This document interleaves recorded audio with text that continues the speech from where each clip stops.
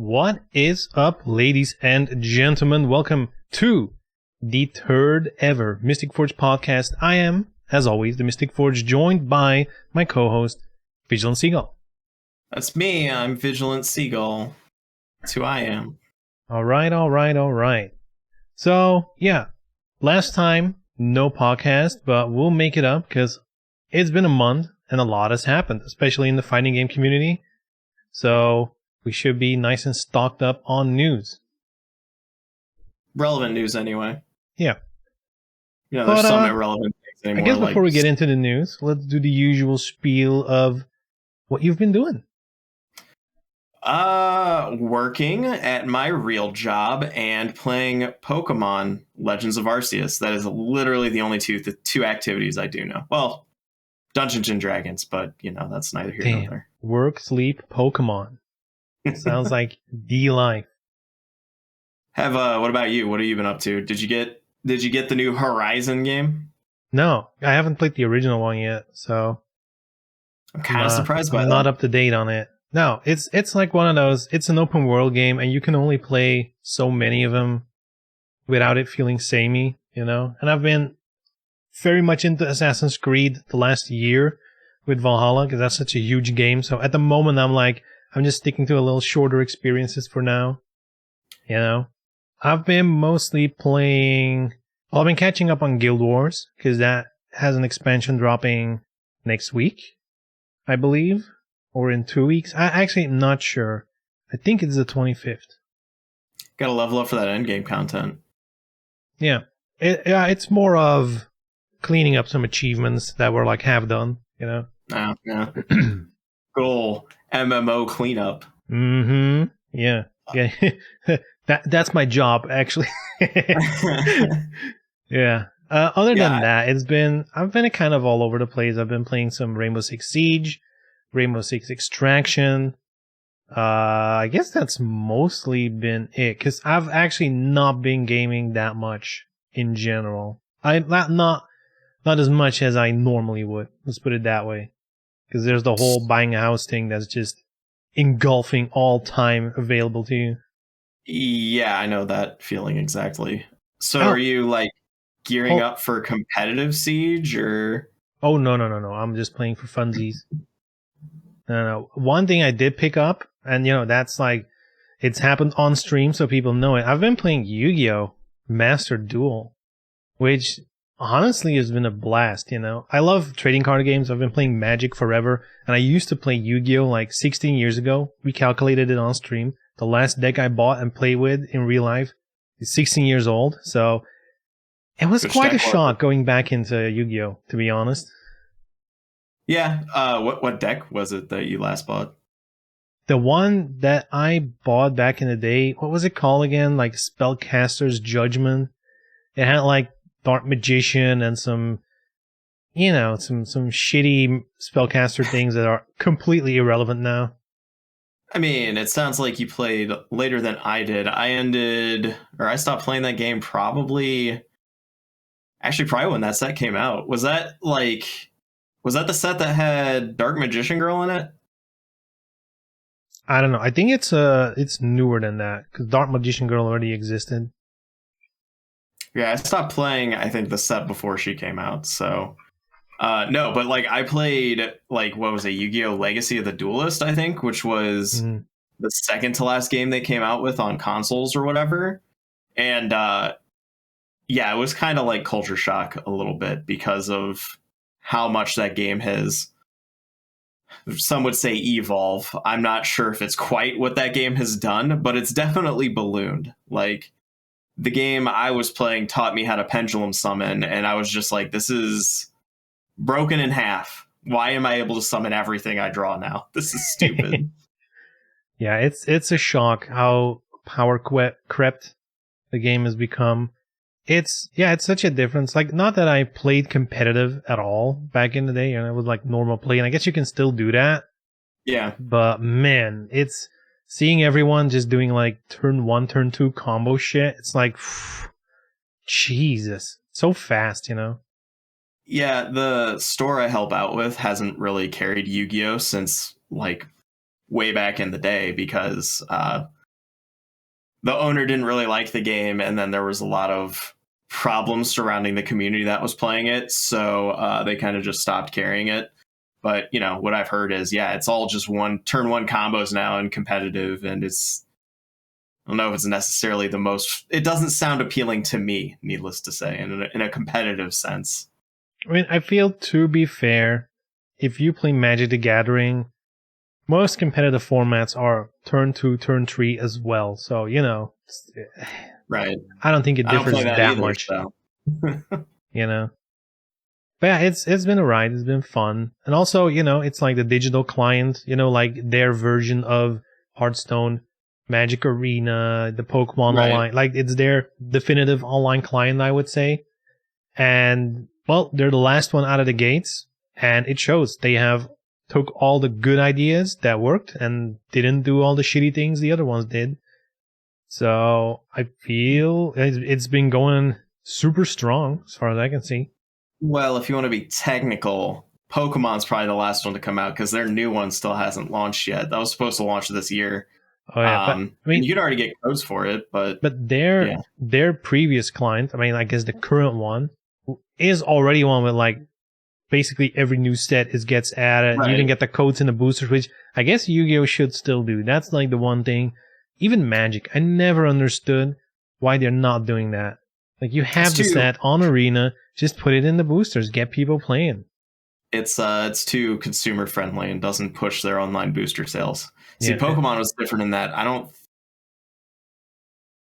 right, I don't want to say this because I don't know, because I didn't really look into it. I think you can buy booster packs online, but I think it is only with digital money that you get for playing the game. I don't know if you can actually put real money in Pokemon. Again, don't quote me on that, but when I was playing it, I don't remember actually needing to put money into it or being asked to. Of course, I've always just been collecting Pokemon in paper anyway, so I get millions of codes, so I hadn't run into that issue. I'm gonna assume you can. That way, it would just be an insane business decision not to offer the option. If anything, their new client might offer that probably. Too. If the current one no more codes in the boosters. Yeah, that's what we're talking about. Dude, that'll be so sad. How can it become more accepted when there won't be any new games to accept? Woof. No new games? Absurdity. What are you talking about?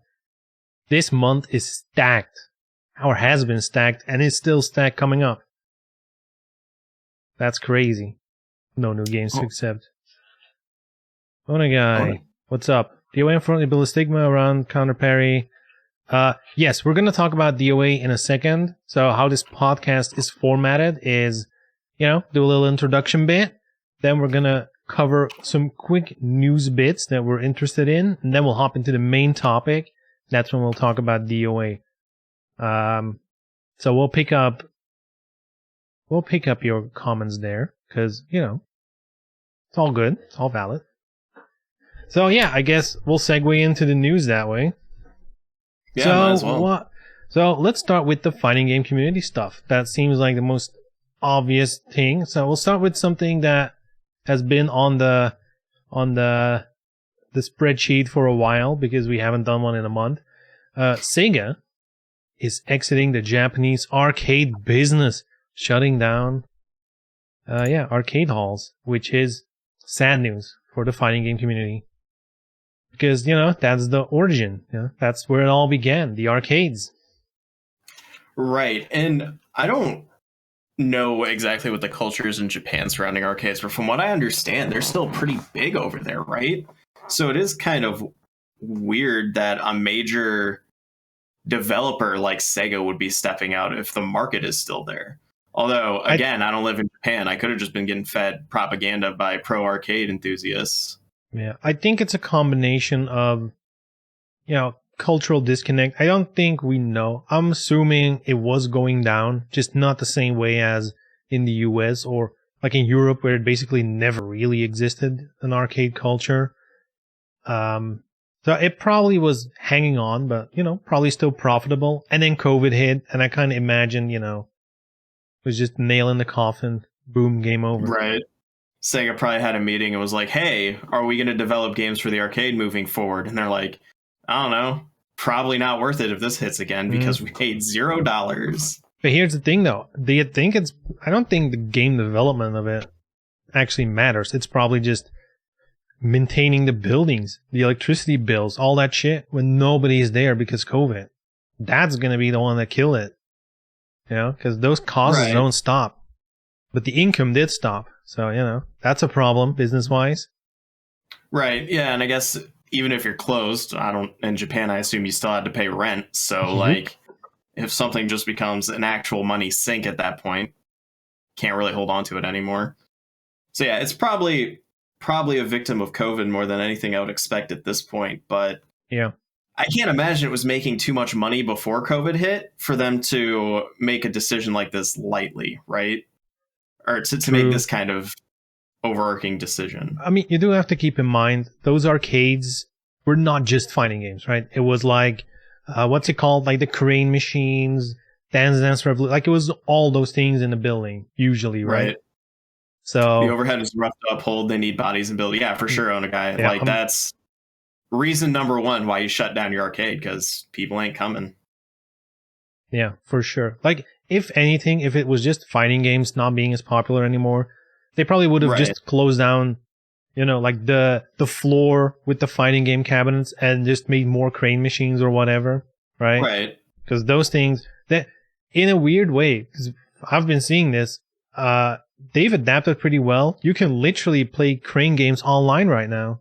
Yeah. There's like websites where you can push the buttons and they just have webcams to the real life thing going, you know, doing the thing. Right. Isn't there like a Twitch channel that's dedicated fully to just like probably those crane games and stuff, and you just go in there every time you donate you get a play or something like that? Yeah. That's fucking clever. Yeah, it's pay, I get the rewards. Let's go. Yeah, it's ridiculous. Sega sold their arcades to another company that plans to keep a majority of the arcades open, however, under a new company name. See, that's a better way to go about it, I suppose. Because then Sega just removes that direct money sink from their pocket, I guess. Damn, so we're not up to date. Damn. It's not surprising when the story broke, 3 weeks ago, maybe? Oh, hold on. It is in the article you put in the docket, though. Sega stores across the country will be switching to their new store names, Gigo, to express our gratitude for Sega's 56 years of history and our desire to be an oasis that quenches people's thirst for real entertainment. All right, that's a way to put it. Damn, so I guess you can still quench your thirst on fighting games. Hell yeah, the physical fighting game thirst that we all have. Yeah. Step into the oasis, baby. All right, so maybe that's like a positive twist to this depressing story, I guess. It still happens. So does it still hold the games? Because Sega has arcade games, right? I guess Virtua Fighter, maybe? I don't know. Yeah, it also goes on to say that they're not going to stop production of the machines. So I think they're probably just going to take a more passive approach to it. I guess if you want to say it that way. They're just going to be a developer, not a owner. Game Center is where I live. So I guess it's not as depressing of a news story as I assumed it was. It's still sad to see Sega go from that business because they are OGs. But, you know, it is what it is. Yeah, I mean, when you're in a market that long, it is kind of rough to see people who have that much experience just suddenly stop doing it. Like, that's kind of an omen almost. Yeah, how they're going to put those arcades in Yakuza now? Because I feel like that was probably key to getting them into those games. Like, they own that shit, so they can put it in their own game. Right. Yeah, you buy Yakuza, you get like 30 games in one because you get all the arcade versions. Yeah, you can literally play Virtua Fighter in there. The eternal achievement quest of playing every arcade game. Mm-hmm. But yeah, so, all right, a good twist. I guess I should have properly read the story. All right. Virtua Fighter 6 will save the FGC.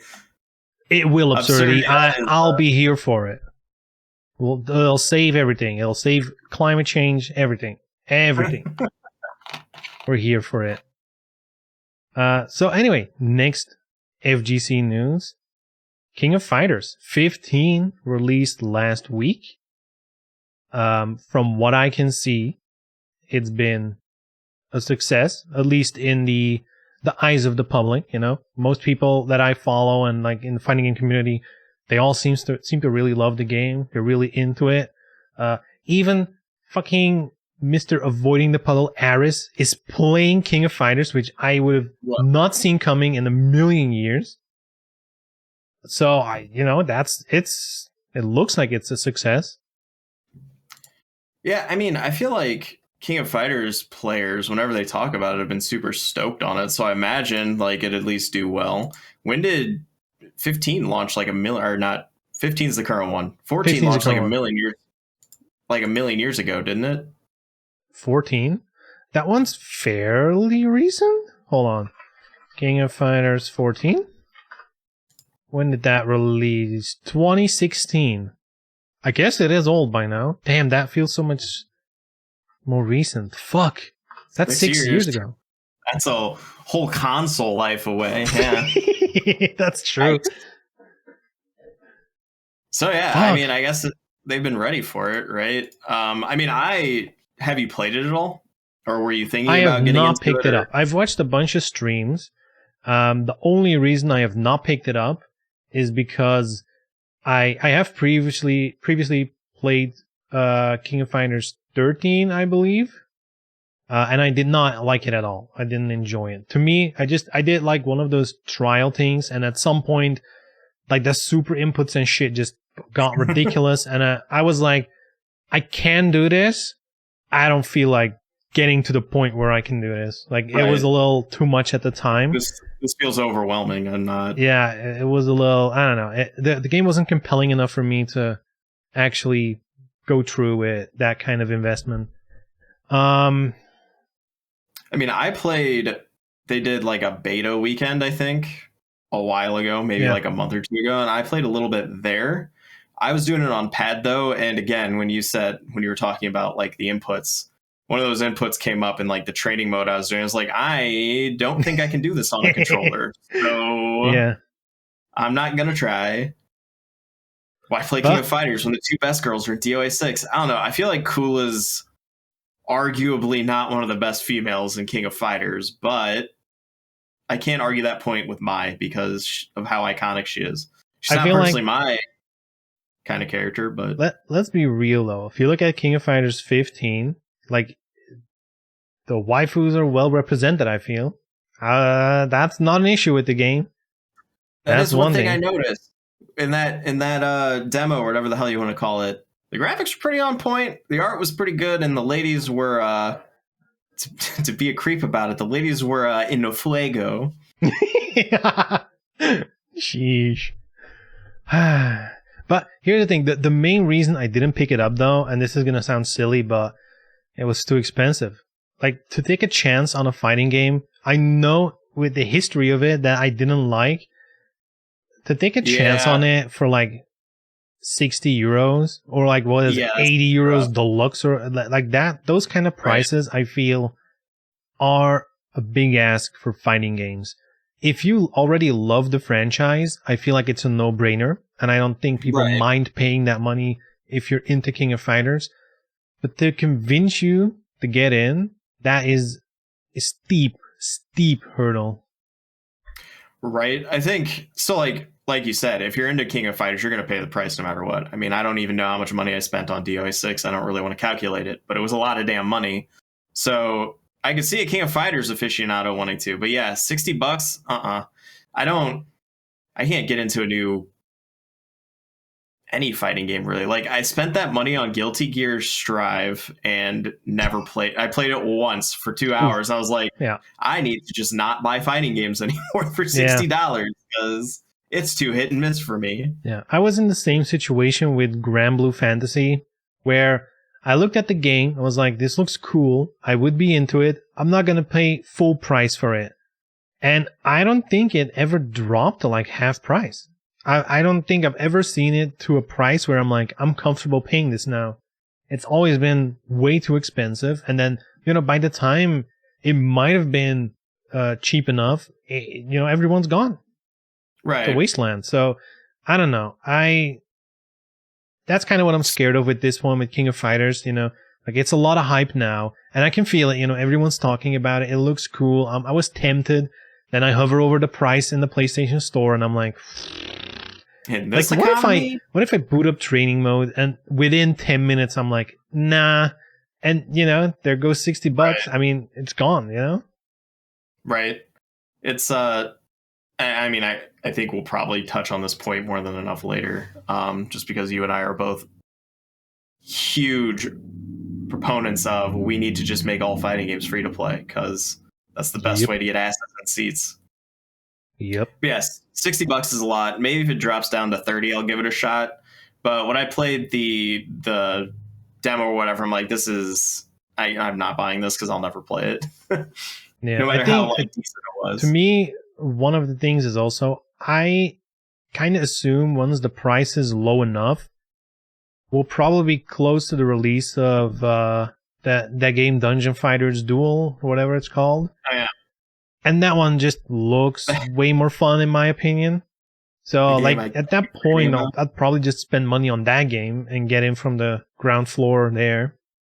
Because another issue with fighting games, if you get in later, all the newbies are gone, and you're just left against all the strong players. It's a little bit more of a rough starting experience, For sure. When's DNF come out again? I think in summer, July or something. Summer. I think.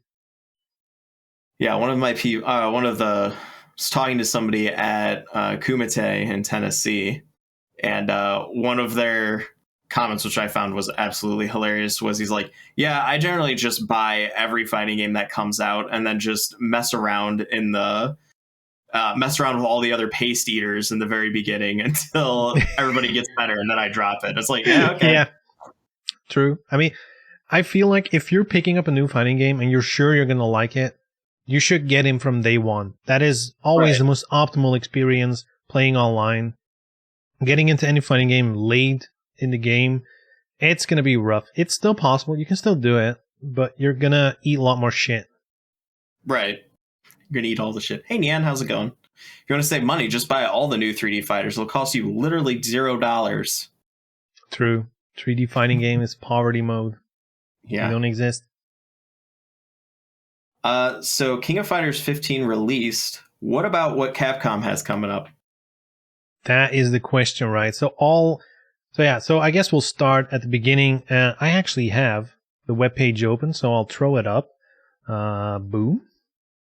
Should be good to go. Yeah, so there's this countdown page on capcom-games.com/countdown, which has been counting down for a week, 2 weeks? I don't even know. It's been in the news for a while. And from what I understand, everyone behind the scenes is saying this is Street Fighter 6, which of course would be very exciting. I feel like even if you don't play Street Fighter, even if you don't care, Street Fighter releases they're like milestones in the fighting game community in general. They're going to set the standard, or not the standard in case of Street Fighter 5, but they're going to at least influence the future of fighting games in some way, shape, or form. And I am curious to see what that looks like if it is Street Fighter 6, because that's the thing, right? It could be, it's a review for a Capcom game. Could be anything, really.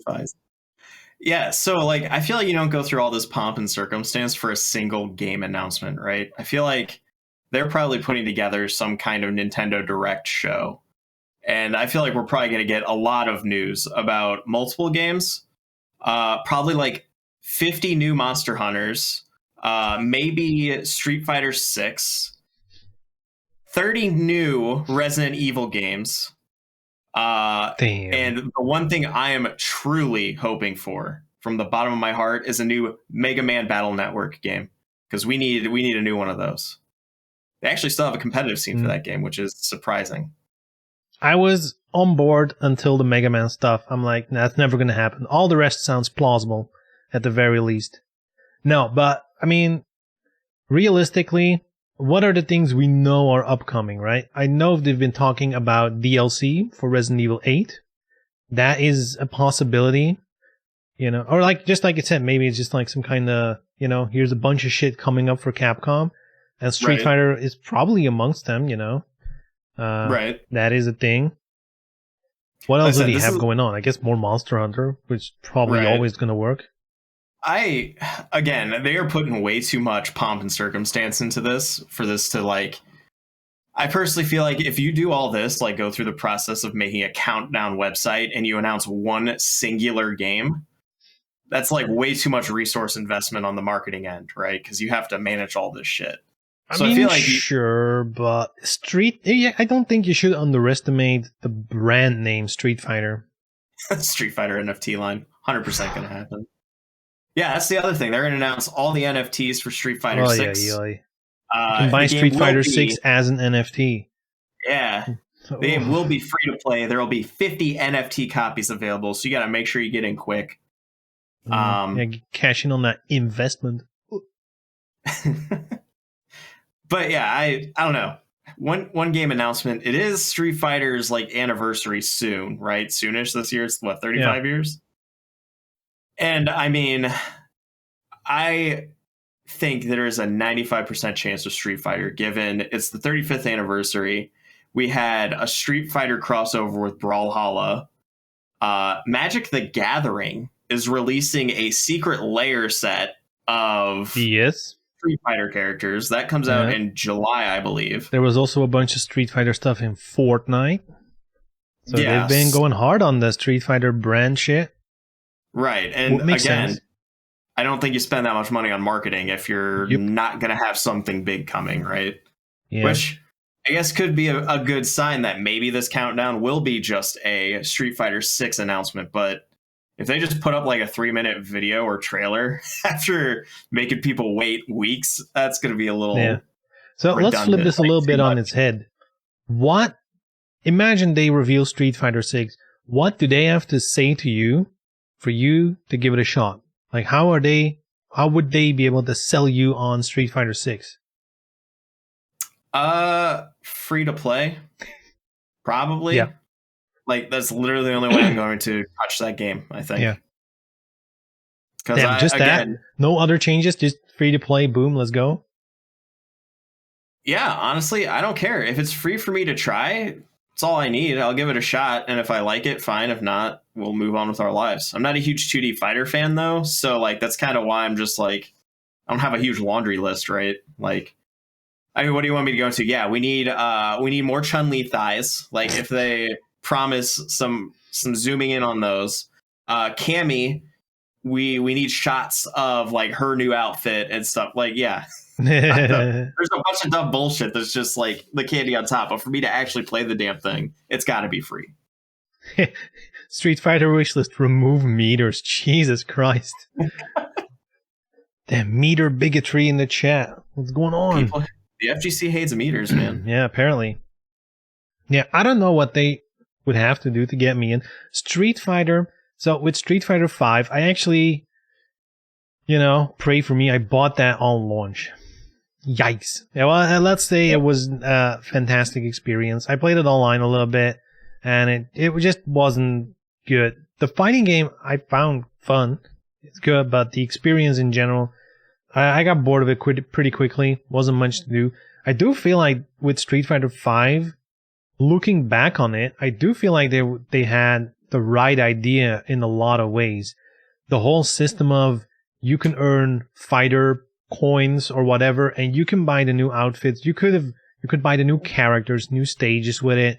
The idea being either you pay for the character pass or whatever, or you play all the time and you can just get them. Again, you said, if they go free to play, to me, that is the next logical step for that kind of system. So I don't even think it's that unrealistic to think Street Fighter 6 could just straight up be free to play and you buy character passes or whatever, or earn them in game by just grinding or the battle pass or whatever, right? Like that kind of stuff. I can imagine that. Right. I mean, if you open Street Fighter V right now, it's basically just the home screen for a free-to-play mobile game, right? Like, True. you have your daily achievements for points, and you can go online and do whatever. You have your training mode. So I think Street Fighter 6 might finally bring in the era of free-to-play. Your fighting game becomes a daily grind fest, and you got to get your dailies in if you want that content. You think Street Fighter 6 will get attacked when they announce the first skimpy costumes, or is that still a DOA only thing? They're not going to get attacked. People are probably going to be thrilled about it. Dude, Street Fighter 5 is filled to the brim with skimpy outfits, to the point where at some point they released like 3 or 4 costumes for like one girl at the same time. Like, here's a bunch of Yuri loot outfits. Let's go. Right. It's quite the double standard the FGC has. So, yeah, for sure. I think people will be stoked, and I think you're going to see so much fan art of characters in these costumes that it's going to be, it'll be celebrated widely by the FGC. Yeah. So, I guess we can put a pin on this topic because, at this moment we literally have a countdown, Right. That's basically all we know at the moment. And I feel like there's not much to say about it. We'll see. For me, it's like at 6 a.m. So I guess I'll just wake up for work and the news will be out there already. I'm not gonna wake up early for it. We'll see what happens. It's like 11 p.m. here when it drops, so it's not too terribly late. Damn, I guess, you can be live when it happens. Live reporting. I'm not going to. My reaction is going to be neat. That's cool. Nice. Monster it exists. Hunter, I don't play that game. Oh, Monster Hunter. This looks like Pokemon Arceus. That's wild. Maybe I should give it a shot. Damn, but the monsters look kind of shit. Yeah, monsters ain't as cute though. Gross. Where's Snorlax? So yeah, I don't think I would be. But yeah, so let's hop on to the next topic. So, are there any more news topics on the docket that you want to touch on specifically? Because I don't want to run too late today, right. I guess. I don't really think there's anything else we need to talk about much. I mean, Cyberpunk just released their new update. Or I guess I can share my upgrade experience, which was kind of frustrating. So yeah, Cyberpunk did the whole next gen update thing, and they kind of fucked up in Europe, at least for like a whole day, I guess. Because in the end, it's not that big of a deal, but compared to you know how people always meme about the whole Xbox Smart Delivery, how they're like, ooh, that sounds so dumb.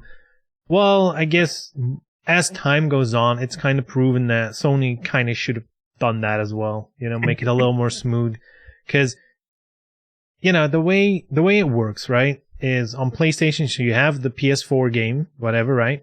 And then you have to download the PS5 client. So it's like you basically download a second game, which is just the same game, but natively PS5.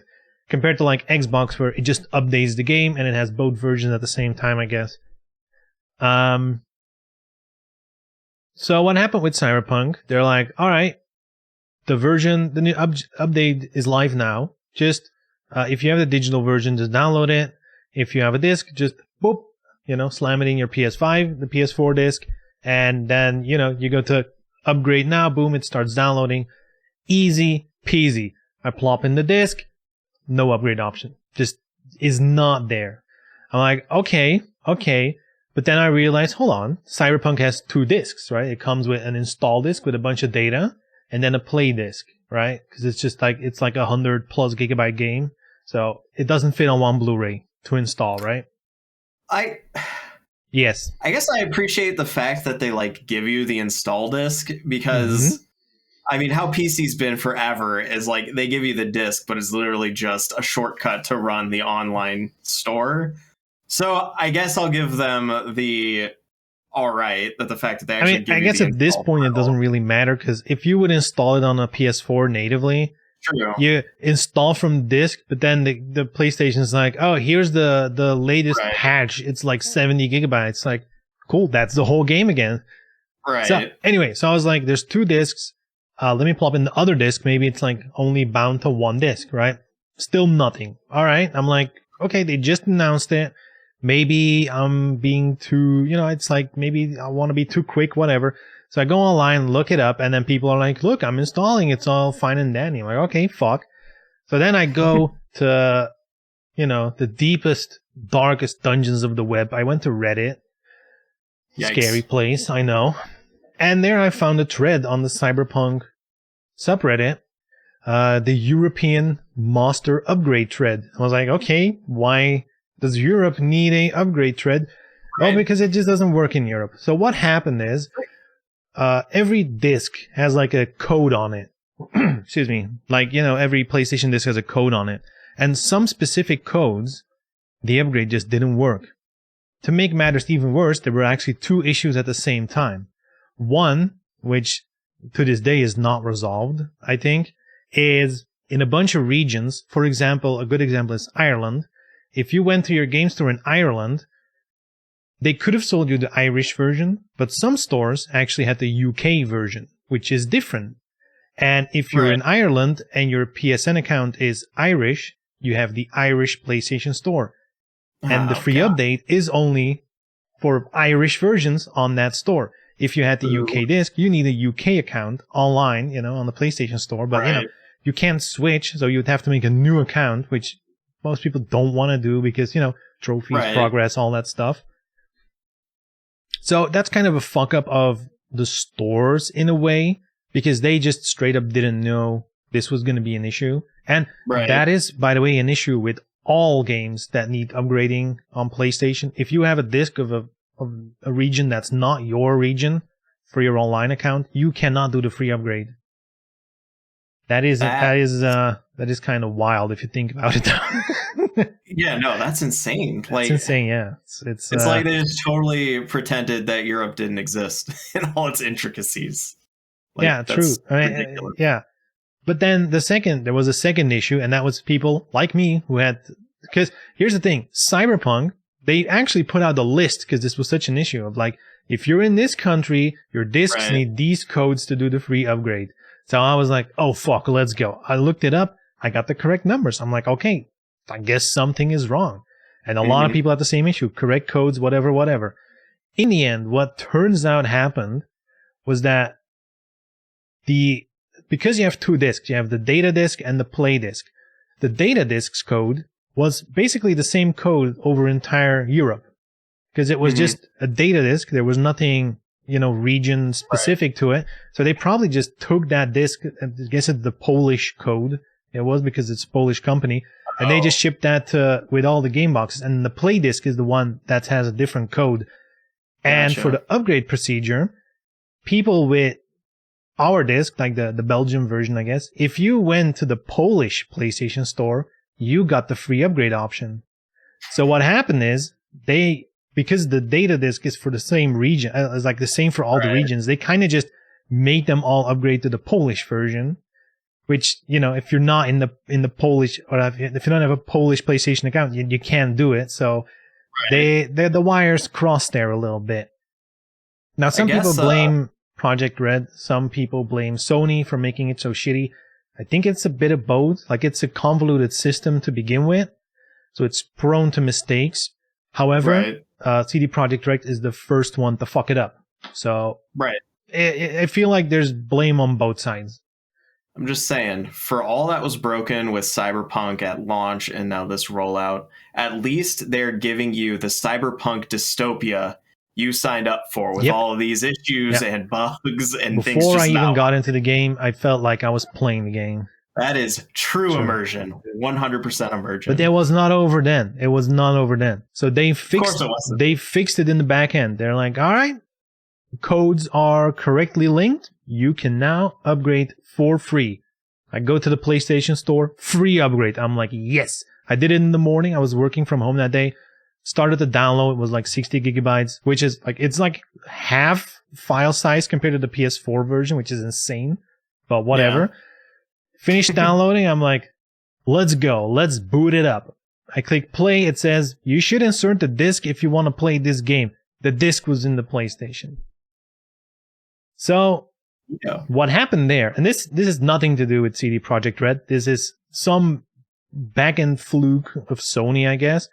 But because initially the link was wrong, I guess it was kind of cached somewhere, something. So it kind of still was thinking that I had the wrong number. So in the end, all I had to do, but it took a while until I figured it out. All I had to do was like go into your account options, refresh all your licenses or whatever it's called. Okay. You know, it's kind of like a refresh of everything you quote unquote own online, right? Everything you rent, yeah. Right. And once I did that, it properly worked. But man, it legit, by the time they said you can upgrade now and everyone in the US and everyone was happily upgrading and playing, it took like over 24 hours before it actually worked on our end in Europe for a lot of people. Jeez. So, and I guess it could have been a lot worse than 24 hours, but it really felt like, man, Cyberpunk is a cursed game. Like, it's straight up cursed. Yeah, I mean, look at how far we have come from the good old days of plug-in cartridge, turn-on system. My lord. Yeah. That is ridiculous. Yeah. It's been a ride, but, I mean, and the irony, I can complain all day of like, man, it took 24 hours, blah, blah, blah. You don't think I actually played the game by now, do you? Of course I didn't. I mean, after going through all that work, I think I'd just be too pissed off and annoyed to even want to boot it up. I'd be like, I need to come back when I'm less mad at this whole thing. The problem is, I'm down to play the game. The thing is, I know it's a long game. I know it's a big game. Right? So I want to feel like I have like a big chunk of time to like get into it first. If I only have like an hour, I'm not going to get in, you know? So did you even play it on the PS4? No. Oh, okay. I thought you were just saying you hadn't turned it on since the update. No, I have not played the game at all. Dang, man. I mean, you don't need to. You went through the whole experience anyway. Yeah. The Cyberpunk future. And there was a lack of neon lights, but that was about it. I mean, you need a black light or something in your apartment. That's on you. You didn't invest enough. That's on me. But yeah, so that was that. That was my Cyberpunk PS5 experience before even booting up the game. Nice. Rough, dude. And then turns out it's actually not that different, you know. I guess it's a good thing it happened with Cyberpunk. Although, I feel like at this point, we should either just be getting PS5 versions of games. Yeah. Or, like, every game that was going to upgrade to PS5 should have done it already for this to have come up before. So, I don't know what to think about that. That's rough. At least you have knowledge for any future titles, but... Sorry, that car that drove past. Yeah, that was loud. I heard it here too. That was man. That's like a totally different discussion, of course, but I definitely feel like having a PS5 already for like over a year, I am not feeling the next gen a lot.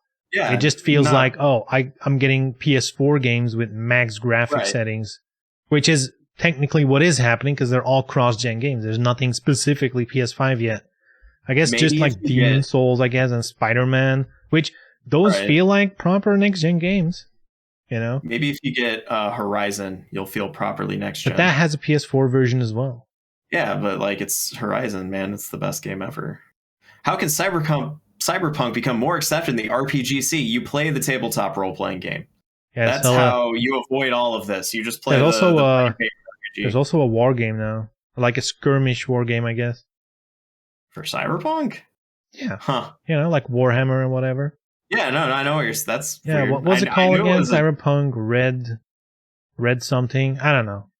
Huh. They had like a Kickstarter and the whole spiel because that's what you do with board games these days.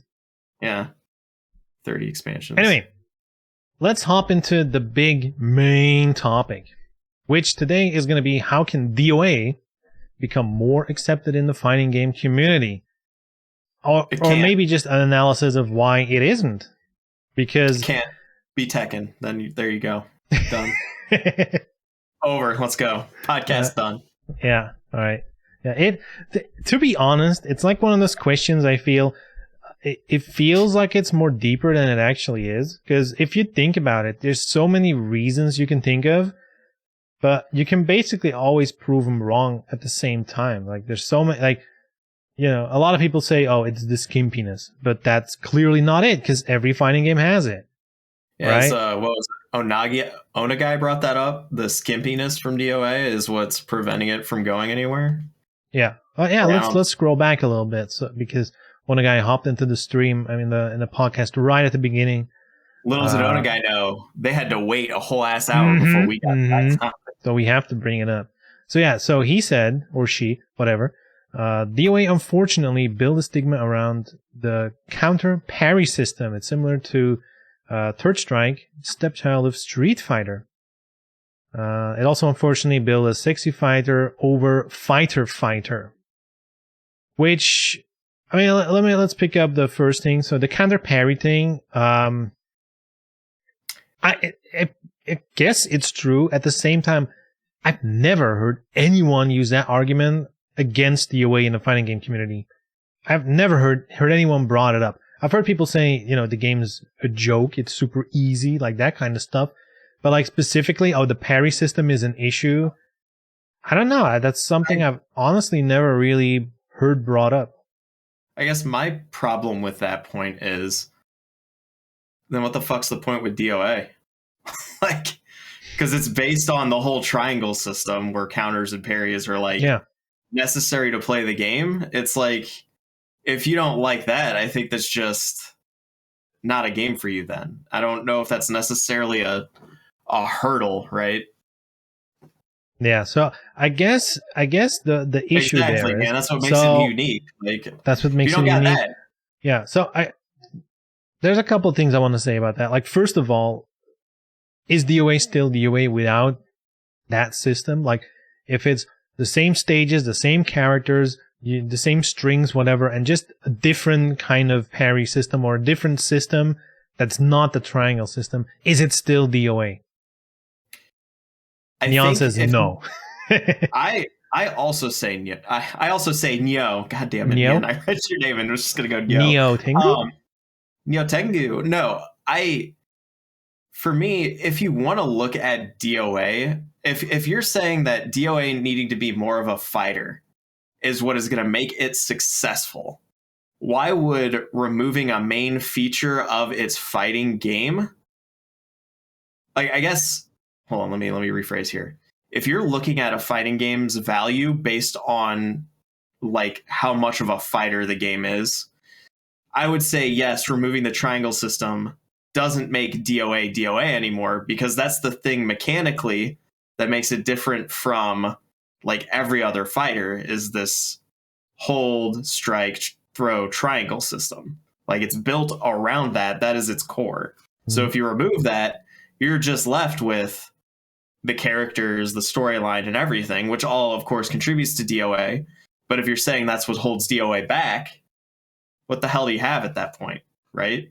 Yeah, but that's the issue. Like, imagine if it's true. Imagine if changing up that triangle system would make DOA more popular in the fighting game community. It would get picked up and it would have taken numbers, whatever, right?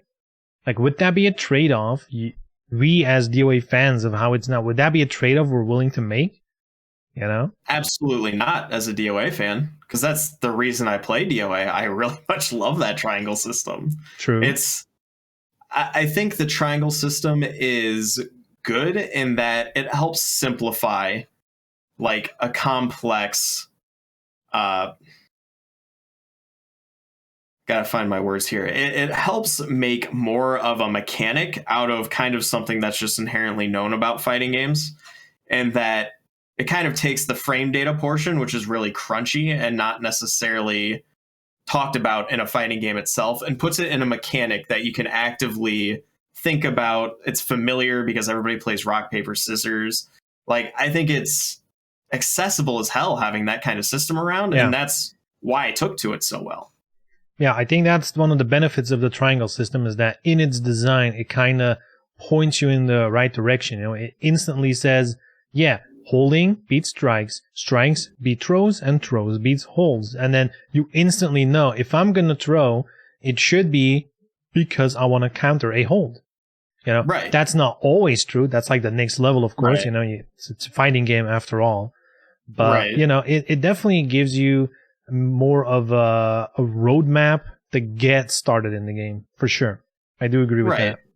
And I think it's also one of those where it's just like, it kind of gives you a jumping off point of like, if you see an opponent use a move, you already know there's one thing that you're going to do that's going to fail every time, and there's one thing you're going to do that will likely succeed every time. So you can at least be like, hey, this strike is annoying. I could just block it, or I could potentially get a advantage by just low holding it if it's a low, right? Yeah. So you already know where you can start to try to get a leg up on the competition, basically.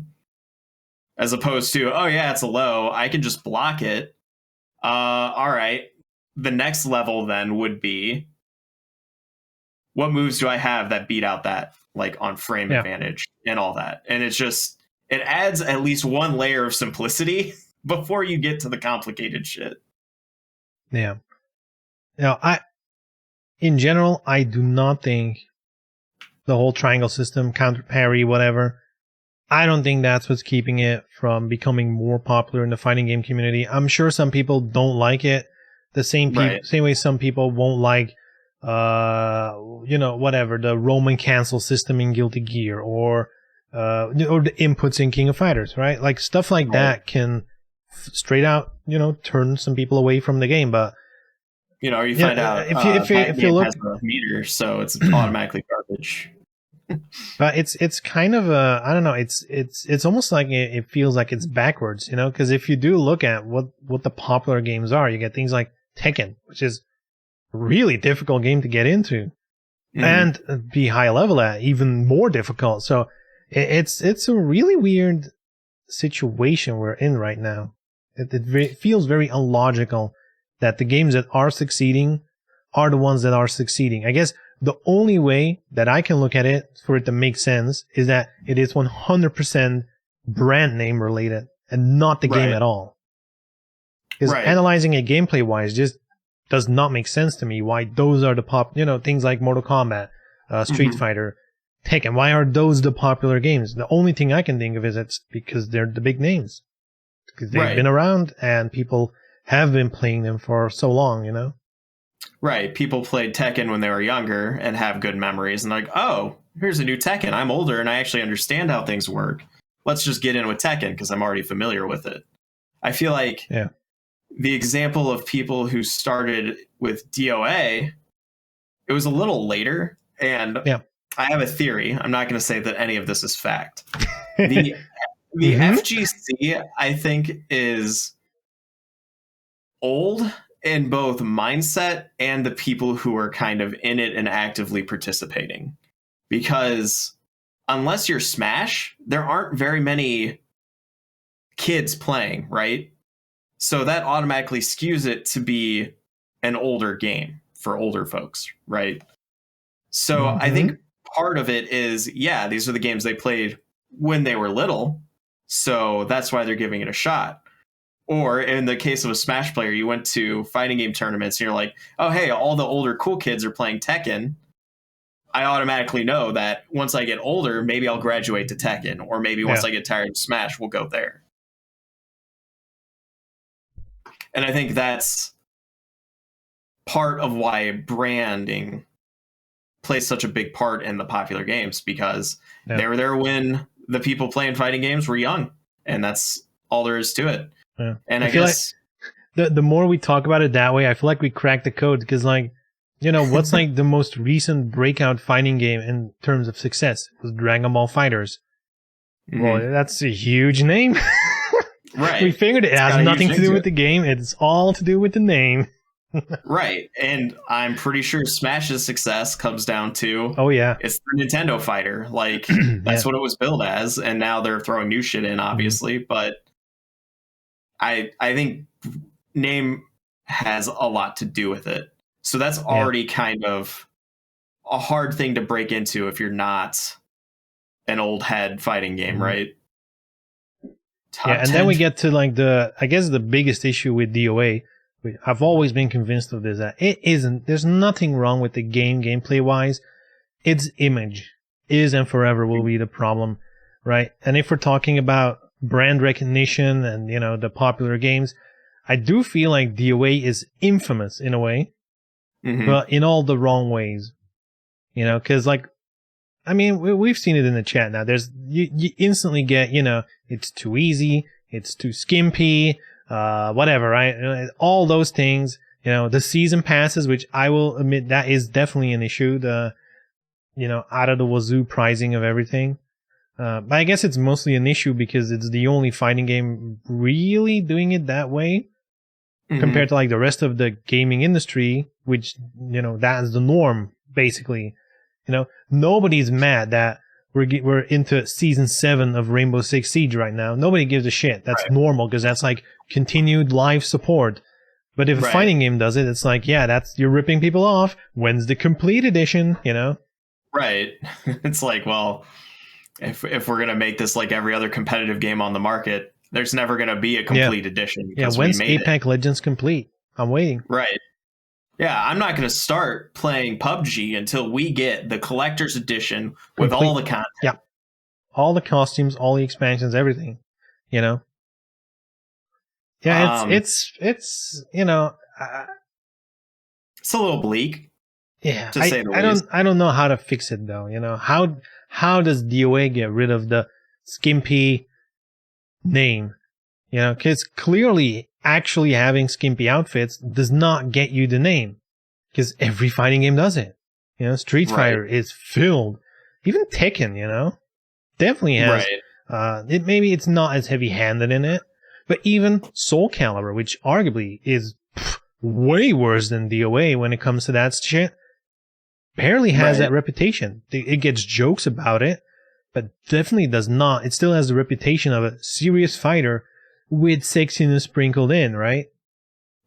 Right, and kind of what Nian was saying. So to go back a little bit, Nian was talking about how people have limited time, and learning a fighting game takes time. So you choose one that's brand name and tons of players, or skimpy volleyball game that has a low fan base. Yeah. Very true. Genshin players wish they could pay $3 for an outfit instead of $30. Take it Soul Calibur had seasons. It's just that their seasons were only new characters. I think that's a good I think that's a good practice, right? Is you do season passes of only characters. And this is a problem we've talked about with DOA in the past already, right? Is don't make your season pass everything and then post the bulk rate. Just sell it. Yeah. Either sell everything individually or just like cut it apart and sell it for cheaper, maybe. Yeah. Ironically, they should have done what the fighting games do and not what other games do. Because season passes in general, a lot of people expect it to be everything, right? People expect to buy the game and a season pass and to have the complete edition, quote unquote, right?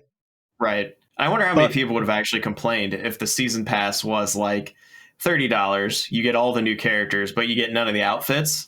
I wonder how many of them were like, well, why didn't you put the outfits in with the $30 season pass?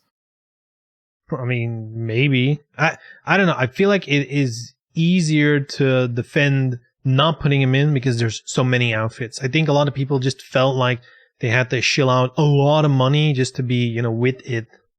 Right. Even when they didn't care about most of the costumes. Right. But what I was going to say originally is going back to kind of what Nian said to piggyback off of it. People want to play the popular game. And I think in the FGC, because it is so hard to get good at each individual fighting game on its own, I think your average fighting game player needs to come up with every excuse in the book they can to not play or get invested in a different fighting game. True. And I think that mentality is true of like a lot of things. It happens a lot in the tabletop role-playing game community when it comes down to Dungeons and Dragons versus Pathfinder, where people will pick apart every little issue or complication in Pathfinder as being bad because they don't want to switch the game they play. Yeah. Basically, sunken cost fallacy, right? Like, I'm so invested in this other thing already, you know, I'm not going to switch it up. Right. And I think that comes out as, I need to find the most petty reason to shit on this game. And for DOA, that shitty moral area would be, the game's too sexy. Why would I play that? I'm not a pervert. Yeah. I'm a proud FGC member who doesn't play perverted games, picks Cammy bikini skin, and then starts going. I guess it's funny now that you say it. That is kind of like, I guess, like a 5-head level of thinking about it in a way where once you play a game, and especially it's like your main game or whatever, it kind of becomes part of your identity. And if DOA is a game that's been, it's like, this is about skimpiness and this is easy and whatever, to them flaunt that it's your main game, it kind of, you have to be kind of secure, you have to be kind of, I'm a perverted weeb. I play DOA 6. Yeah. That's what I'm a real fighting game player. I play DOA, you're gonna have to, you're walking against the wind, swimming up the fucking waterfall for sure. Right. So I think we're still on the edge of being bleak on it. Seems like there's nothing DOA can do. Yeah, so okay, so let's spin it around. What do we think they could do? What are actual steps? DOA 7 on the horizon. What's it gonna take? We're in the boardroom, Team Ninja, and they're like, all right, Mystic Forge and Seagull, it's up to you guys. You're saving DOA, and the goal is #1 fighting game. Right? We're beating Tekken. What do we do? That's a very tough one. What do you do? Easy. DOA X Tekken. Boom. Yeah, DOA cross. Done. Did it. Complete. At Tifa. Only male characters. Done. DOA finally not sexist. Yeah, I know, right? There's only men in this game. It's not sexist anymore. We're not objectifying women. Yeah. You can't objectify a woman if there's no woman. Let's get rid of sexism. Let's get rid of women. Sexism cured, everybody. God. Oh, man. Yeah. Good idea. No. So, like, just talking, it seems like if Koei Tecmo were to make a new DOA, they have their work cut out for them. Because I think you need to spend your time maybe trying to get rid of that stigma or make a fighting game so good and accessible that they can't ignore, like they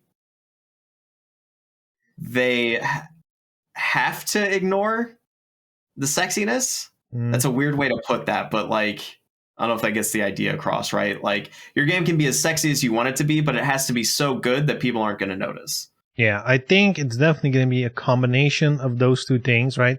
They would have to make a new game that is like feature-wise undeniable. Like the fighting game community just has to look at it and be like, oh shit, this has just become a major player straight up content-wise. And on top of that, I feel like they probably, and they're never going to do that, right? But I feel the way to get rid of the stigma would be, I guess, kind of the equivalent of how like a celebrity that gets canceled goes like on the apology tour.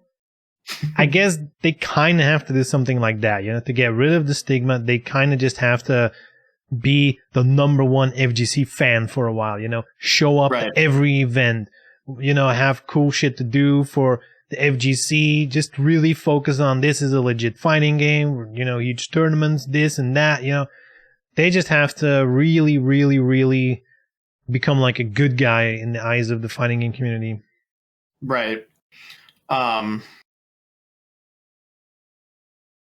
So I guess, although we did kind of get a glimpse into how successful that was with the World Championship, right? Because they threw quite a bit of money at putting that whole thing together. I think that was the issue, though. That's at least how it felt to me. Like, even as a DOA fan, you kind of felt like it almost was because they had to, felt like an obligation, not a thing they wanted to do. And, just throwing a bunch of money against a world championship doesn't make it an event for people, if you compare it to how, for example, Tekken has done their world championship in the past, like they make events out of it. They get streamers in on it. Like, it's the whole fighting game community. That's the talk of the town. There's like an event part of the world championship, And I don't know. I feel like it takes more than just money. I think it takes a level of involvement in the community itself, Right. Like doing events building. Not just to promote your game, but to actually make a fun event for players and viewers and everything in between, right? Right. So I guess it becomes more of a marketing burden than anything you can really change about the game, right? You basically just need to work on reinventing how people see DOA or Koei Tech or whatever, right? Yeah. I guess it definitely wouldn't hurt as well. They just slow down a little bit on the sexiness. Even if you're going to add it later, just don't do it at the start. Just like wait a year, you know? Right. Maybe just get that apology tour out of the way. Just make a solid fighting game. And again, I feel like fighting games these days just launch half-assed, you know? I don't know about King of Fighters, because again, I have not played the full game myself yet. And if you watch streamers, that's just online play or training mode. But I don't know how much single player content does it have, how many options does it have, whatever. I feel like if a DOA 7 would exist, and if they would just make it so content rich, you know, like an actual good single player mode worth buying the game for alone, that's something I think every fighting game developer is sleeping on. If you can, if there's one out there that can make a fighting game with a single player mode that's good enough to sell the game on its own, you know, to get people who don't even want to play online to still buy the game because of the single player mode. If someone can figure that one out, I think they can really turn the tables. I just wonder what a single player fighting game would look like.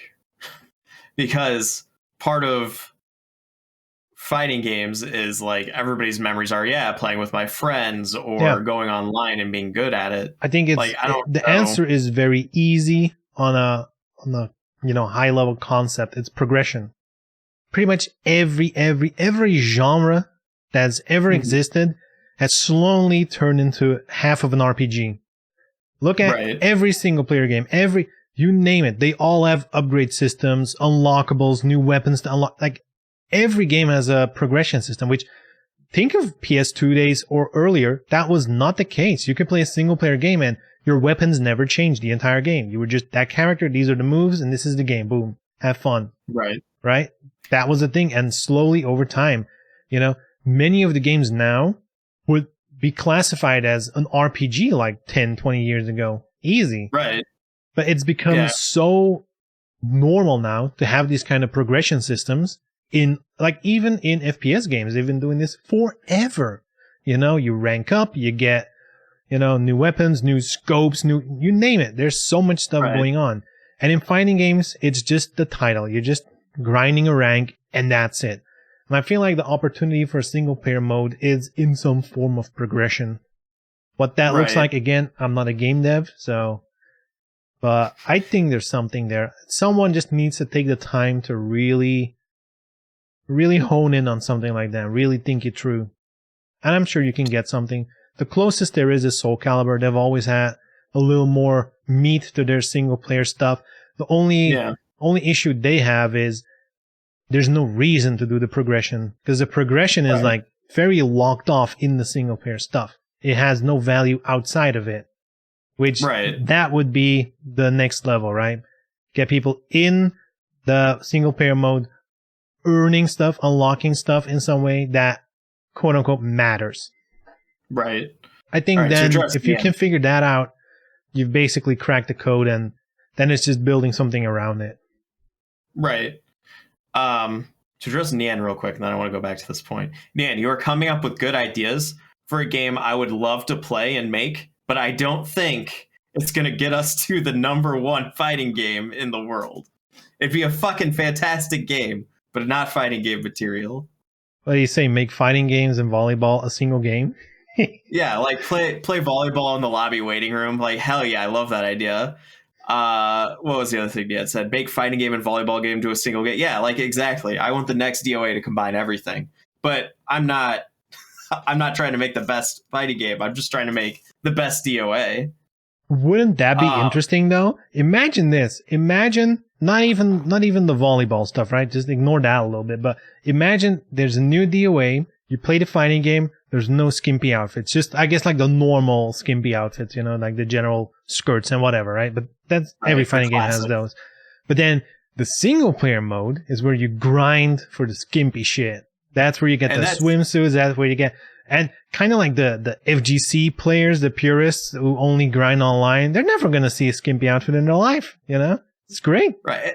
And that's kind of what I was going to say in response to what you were talking about is I think turning single player progression into the way you unlock costumes instead of immediately trying to make money off of costumes would probably fill that gap.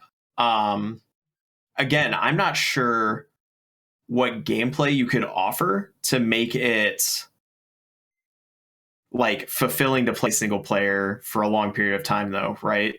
Like, because a fighting game in and of itself, like jamming arcade mode over and over again is boring because eventually you get so good that where the computer doesn't matter, or the computer just pulls cheap shit all the time that it's just like, it's just frustrating and not actually fun. I think maybe if, and this could be a little bit of blasphemy, because as Ternary Logic said, shoving RPG garbage and everything is a blight on games. I feel like if you turn a single player experience for a fighting game into not a fighting game, it might get you there. So let's say the single player experience on a fighting game would be a like side-scrolling beat 'em up, or like some kind of beat 'em up game like Streets of Rage or something like that, right? You make that the single player experience where you unlock things. And then when you go online, the multiplayer is just straight fighting game stuff. And I think what you have to do there is you have to make it so all of your combos and everything work in the side scrolling fighter. So you like get used to using them, and you kind of build bosses around learning the intricate mechanics of why those moves would be good. I think that could have the potential for being good fighting game single player content. But a fighting game on its own, I don't think you can. I feel like you're bringing up a lot of good points to argue not to make it a different game mode, right? Because if you make it a different game entirely, it kind of feels like you don't want people to carry over to the online stuff, right? Right. Which I feel that is what a single player game in the end should do. It should get you to explore the rest of the game in the end, right? So let me use the most popular fighting game ever in existence as an example here. Smash Bros. had what was it? Yeah. Smash Bros. Melee had the why can't I remember what the mode is now? They basically had what I described. They had a side scroller single player experience where you would go through an adventure, and people fucking loved it. Now, maybe you don't make that the only single player thing, but maybe you do it like Smash, where you have your arcade mode and everything, right? But then you have your story mode, which is the side-scrolling fighter game that people are going to fucking love and talk about consistently. Yeah. I mean, yes, but I feel like that's a bit of a double-edged sword because, again, Tekken Force and Tekken 3, beloved game mode. Everyone loved it. Flash forward to Tekken 6, which had scenario mode, which was basically Tekken Force, but on steroids, you know? It was the entire story mode was in that mode. You had, you know, like literally costume pieces would drop. So, because in Tekken you can, you know, choose your top, your bottom, your shoes, everything separate. Costume pieces would drop with stats on. Higher stats means you could go to the next stage, which was higher level, you know, difficulty, more health and whatever, all that stuff. And from my perspective, I loved that mode. To me, that was like Tekken Force, but like an actual full-on, I can waste hours in this mode without even touching the fighting game, right? Even though you would do the actual fighting game moves, right? You would just walk around in a 3D space instead of, you know, like opposed to each other. And people hated that mode. It got, the reason that Tekken 7 has a shitty story mode as it has was because they got so burned by Tekken 6. You know, people, you know, they just hated on it like crazy, which is mind-boggling because they loved Tekken Force. Right. But again, that's Tekken 3. That is so long ago. I think the landscape has changed, though. And I don't know. Like you said, maybe it worked for Smash to do like an adventure mode or whatever. But I don't think that will work for every game, you know? Yeah, it might I not. can't put my finger on it. Why? Like it does work for Tekken 3, but not for Tekken 6 and whatever. I don't know. I mean, are you one of those people that liked it Tekken 3 but not 6, or did you like it in both places? I like it in both. So I think I wonder then what was the disconnect for the people that didn't like it in 6? Was it I don't know. their... Because I feel like a lot of issues that go on with features is I think people get in their own way of enjoying things a lot of the time. And True. I don't know if like the fact that it worked so well in the past and it didn't work in the future makes me wonder what was different there for it to suddenly not be an option anymore. Because I feel like they may have just done it shittier in 6 for some reason. Who knows? Hey, I don't know. Tron, Tekken Force was definitely Tekken 3. I know, because I skipped Tekken 4 and I definitely did play Tekken Force, so... But again, right there though, if the single player isn't it necessarily to get people to want to play the competitive part, is that really an option here? Or is that just putting together a game we think would be dope? Yeah. I don't know. The other thing my idea is like a lot of the things you could do with a separate game, I feel like you could do with a fighting game. I don't think, because here's the thing, making it like a different game in single player kind of is assuming people don't want to play the fighting game. right? Which I don't think is true. I think there's, like, if I talk about fighting games at my job, for example, like none of them are like hardcore gamers or anything, let alone fighting game players. Yet Right. all of them would be down if we would hook up a PlayStation in the meeting room, right? And just play some Tekken, even play some DOA, whatever. They would be totally down for it. And, you know, I don't know. Right, I feel like you can definitely get away with having a single player mode that plays like the fighting game, but just has some kind of deeper progression and reason to play it, or just some variety, kind of like how Mortal Kombat has like the tower system, where now you go into a match, but there's like meteors falling down on the map, and you have to watch out for those, or right. So whatever. having putting the fun back into a Smash level for the fighting game. Yeah. Tekken Force was in 3 and 4. Well, I'm still right. I said it was in 3. Man, Tron really going in about that. Yeah.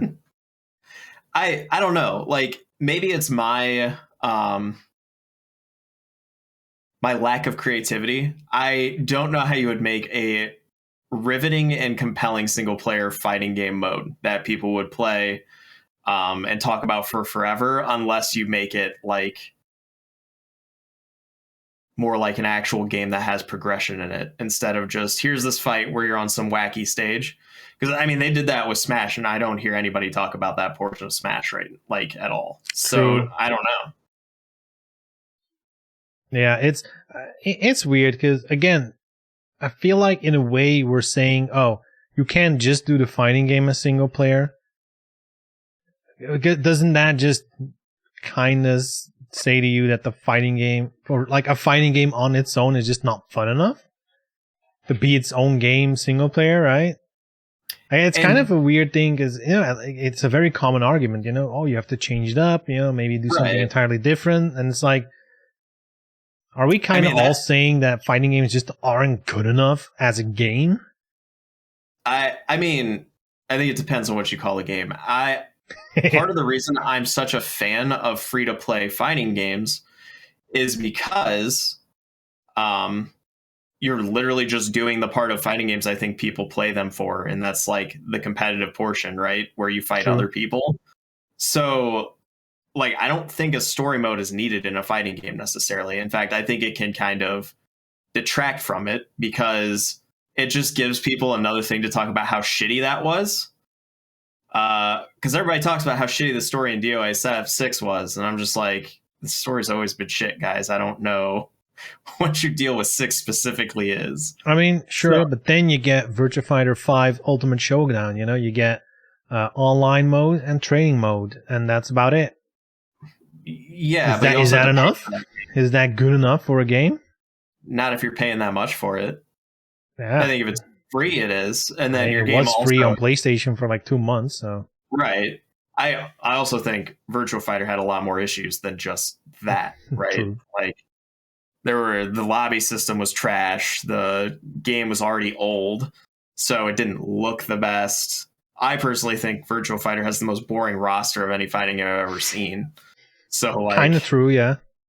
So like, I think that's the problem. Is I think Virtua Fighter is just inherently boring unless you are one of those people that loves fighting game mechanics, right? Yeah. And again, I don't why I wouldn't, even though it was said in jest earlier, I don't think Virtua Fighter 6 would save the FGC because again, it's kind of fucking boring when you look at it. And you can't have boring. You need like exciting. And I think that's part of why Tekken does so well. Because they have like as much as I hate the bears and King, who just looks like a jaguar head pasted onto a body, like those are the shit people react to, right? Like they're like, oh yeah, Tekken has a fucking bear in it. That's sick as hell. Or King is the best character ever. What the fuck are you talking about? He's just a jaguar head on a human body. It's like, that's how it's made. They literally cut the head off a jaguar and put it on a human body. Yeah. I don't know. I do feel like we're getting a little bit away from the conversation. Like we're talking about a single player and whatever. Right. It all adds to it, right? Like if we circle back to, like how can DOA just get up there, right? Right. Again, I do feel like a good single player mode, like imagine someone cracks the code, right? We're not just going to talk about it, but imagine someone actually figures out a way where you play the fighting game in a single player mode, but it has a form of progression, something that earns you at the end of the ride or throughout or whatever, that you can take into the online portion to kind of show it off, right? Like I've put in the time or I've done this difficult challenge or whatever, right? Maybe it doesn't even have to be a story mode. Maybe it can be like some kind of challenge mode, similar to, beat these 4 characters with Raidu without getting hit. What if at the end of it, I would unlock a special outfit? Something like that to show that you can take online and be like, yeah, you can buy this shit. This is something you have to earn by doing this specific challenge, right? Right. Play with Kasumi without mashing P. Impossible challenge, right? Like, there's cool stuff you can figure out. And I feel like if you can figure something like that out, but also always tie it to some kind of bragging rights to take online, which I feel historically works all the time in games, right? Why are people grinding the same raid boss 50 times in World of Warcraft? It's because it drops a different colored dragon at the end that you cannot buy. Right. That's why people do it. And then they can ride around on the dragon and everyone can see it. That's the point of doing it over and over and over. Right. So if you can do that for a DOA, plus, have like a banging online mode, have like, just a solid fighting game, everything just firing on all cylinders, then they can start being in the conversation. Because that's the issue, right? No matter how good of a game they make, they got the stigma. So it's always going to have to be a 2-pronged attack they have to do. They have to make like such a good product that anyone who even touches it is like, oh damn, this is so good, I have to play this. But at the same time, they have to market themselves out of the shithole they're in. That's probably the more impossible task. It's probably easier to revolutionize fighting game single player than to actually, make DOA accepted. Right. And that was something I kind of had a thought of earlier. I was like, what if they relaunch a DOA, but don't call it DOA? They call it some new fucking game, right? And they just repackage it as the game, but something different. Here's what you do. You make DOA. You don't call it DOA. You don't use any DOA characters in it. So Koei Tecmo, make a brand new fighting game. Not called DOA. Yeah. It will take place in the Ninja Gaiden Right. Sorry, no. Yeah. It'll take place in the Neo universe now. Neo's Neo's been widely successful. Which is definitely not tied to the DOA universe or Ninja Gaiden universe at all. You know? No, not at all. Definitely no Hayabusas in Neo, no Neo Tengus. Definitely not. You know?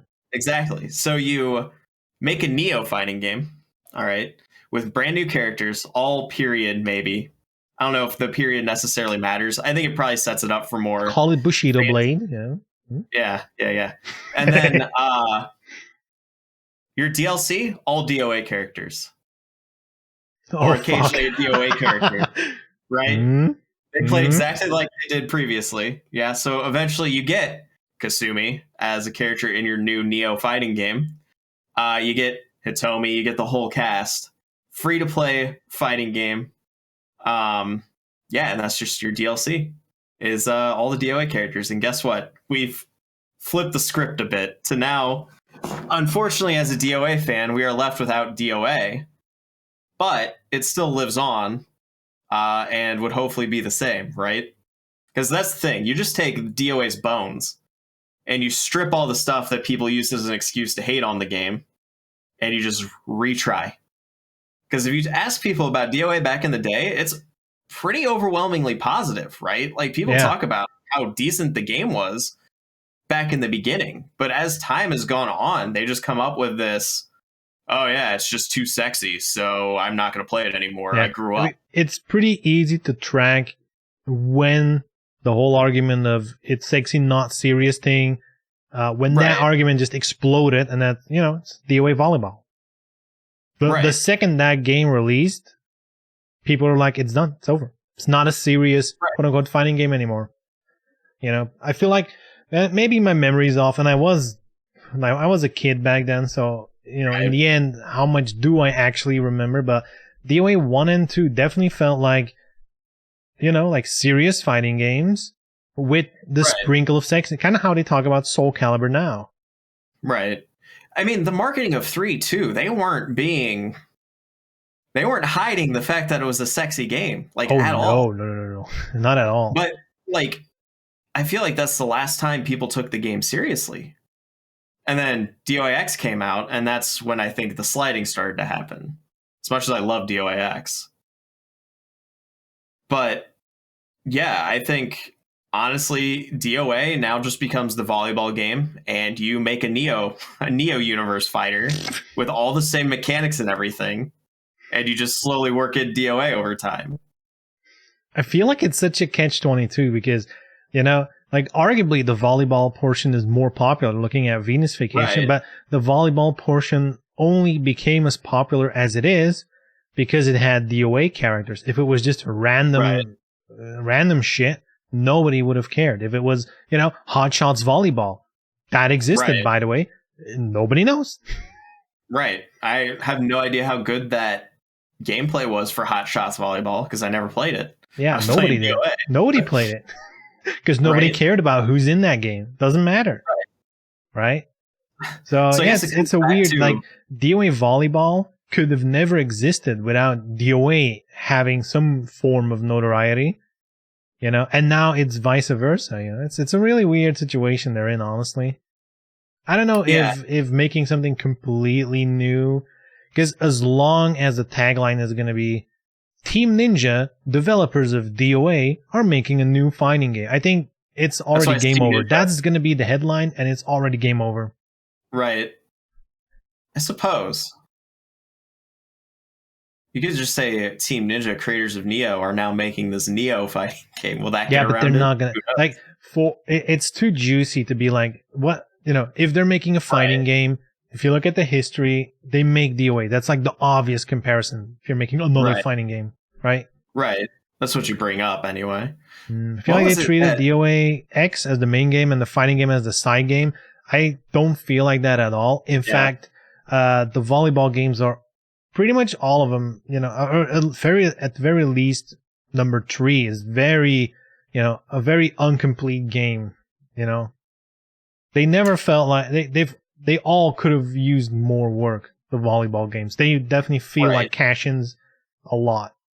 Right. I think 2 is probably the best of the 3, but at the end of the day, it is still very light in the game department, right? Yeah, like it is. There's not much there for gameplay. True. It's fun, what is there, but it's still not much. It's like a mini game. Yeah, I don't feel like you can play it more than like tops 2 hours at a time. Then you're like you're literally done at that point, right? Right. It's a collectathon mini game, and I don't think they really put much thought into it, other than this is going to sell because boobies. Yeah, which is why Venus Vacation is basically a mobile game. It's the perfect format for that, right? They took out all the actual gameplay and just cut to the chase at that point. Thing is, Street Fighter, Virtua Fighter, and Street Fighter don't have that luggage the DOA has. True. At the same time, why does Soul Calibur not have that luggage? Even though technically they arguably are worse in the skimpy department, especially since you can do custom stuff, right? But still, the mindset of that game is it's a serious fighting game with some skimpiness sprinkled into it. Because the marketing is focused on the fighting. Yeah, but for DOA, the last two games were marketed as, I'm a fighter. Which maybe it's a little too much on the nose to argue the fighting game thing, but yeah. Like, especially with DOA 5, for those who remember when that game got revealed, the alpha version with the Ninja Gaiden 3 Collector's Edition, that kind of shit, like, they really pitched it as, skimpiness is gone. This is a serious fighting game now. And, like, that demo was, like, really grimy gray. That was the thing back then, it was like, and now there's, like, the dirt on them and the blood and whatever. Like, all that stuff was really big selling point up until the game launched, blah blah blah. Then they released like bunny outfits. They sold like 1 million times more than anything else, and they're like, yeah, fuck it. Right. Well, like, that's the thing too. DOA 6 not so much, because Shimbori didn't know what he wanted. I mean, the very first trailer that they brought out for DOA, which was trying to focus on it being a fighting game, people were pissed that the sexiness was gone, and it didn't help in any way either. Like, they tried the approach of there's no sexiness, and it didn't fucking work either. Yeah, it's crazy how that story.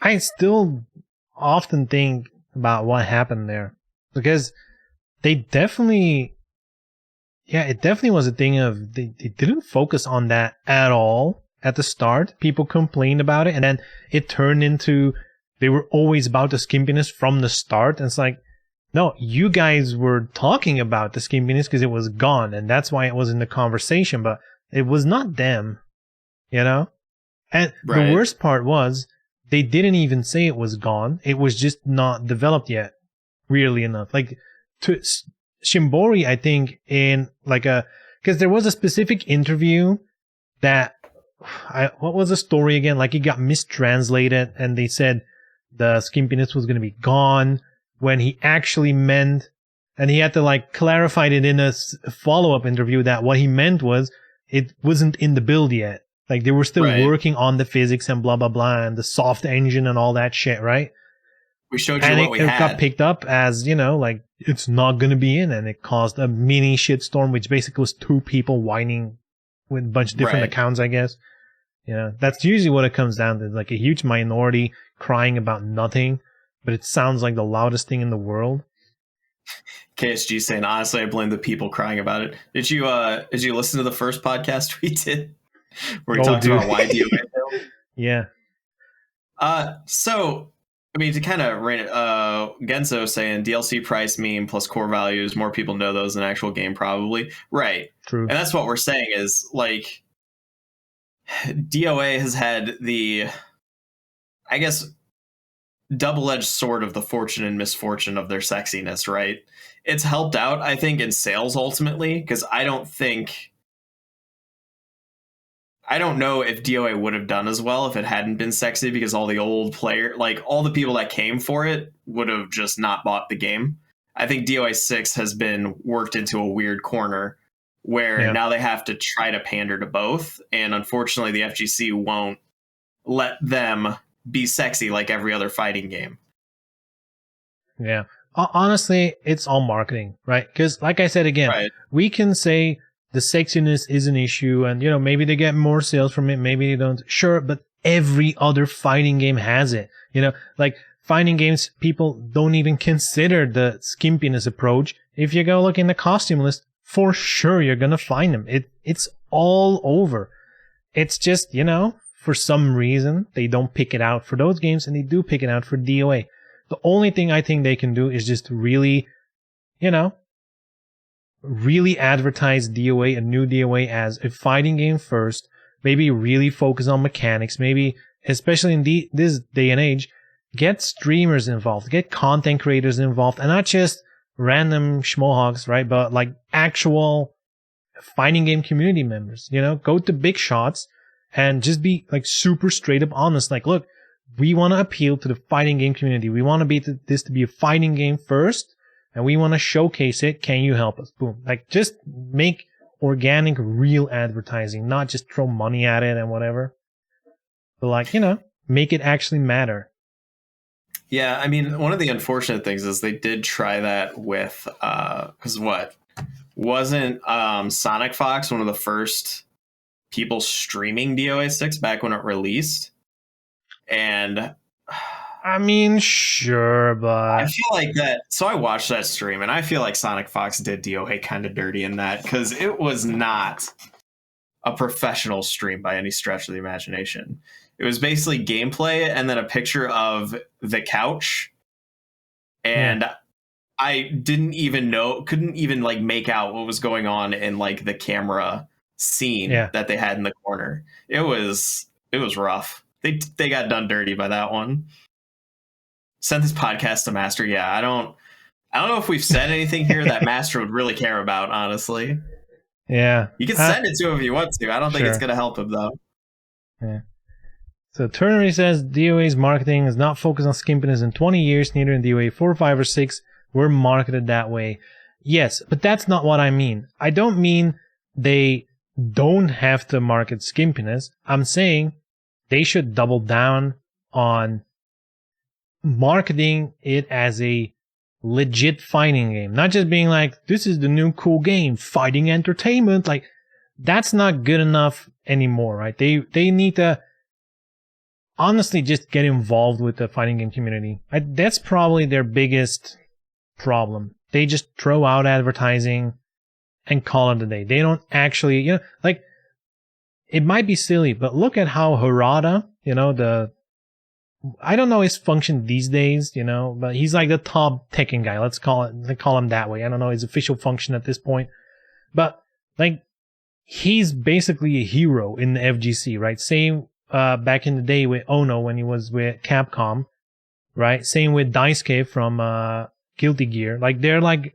figureheads in the fighting game community. Like, Harada is at tournaments playing the game, right? Like, stuff like that really helps. And to give Shimbori credit, when DOA 6 was on its pre-release tour, he actually went to like EVO and to like a couple of tournaments and actually played the game. And they were, I feel like they were on the right track. And then they just, after a while, just like dropped it, this toy I don't want to play with anymore. Boom, done.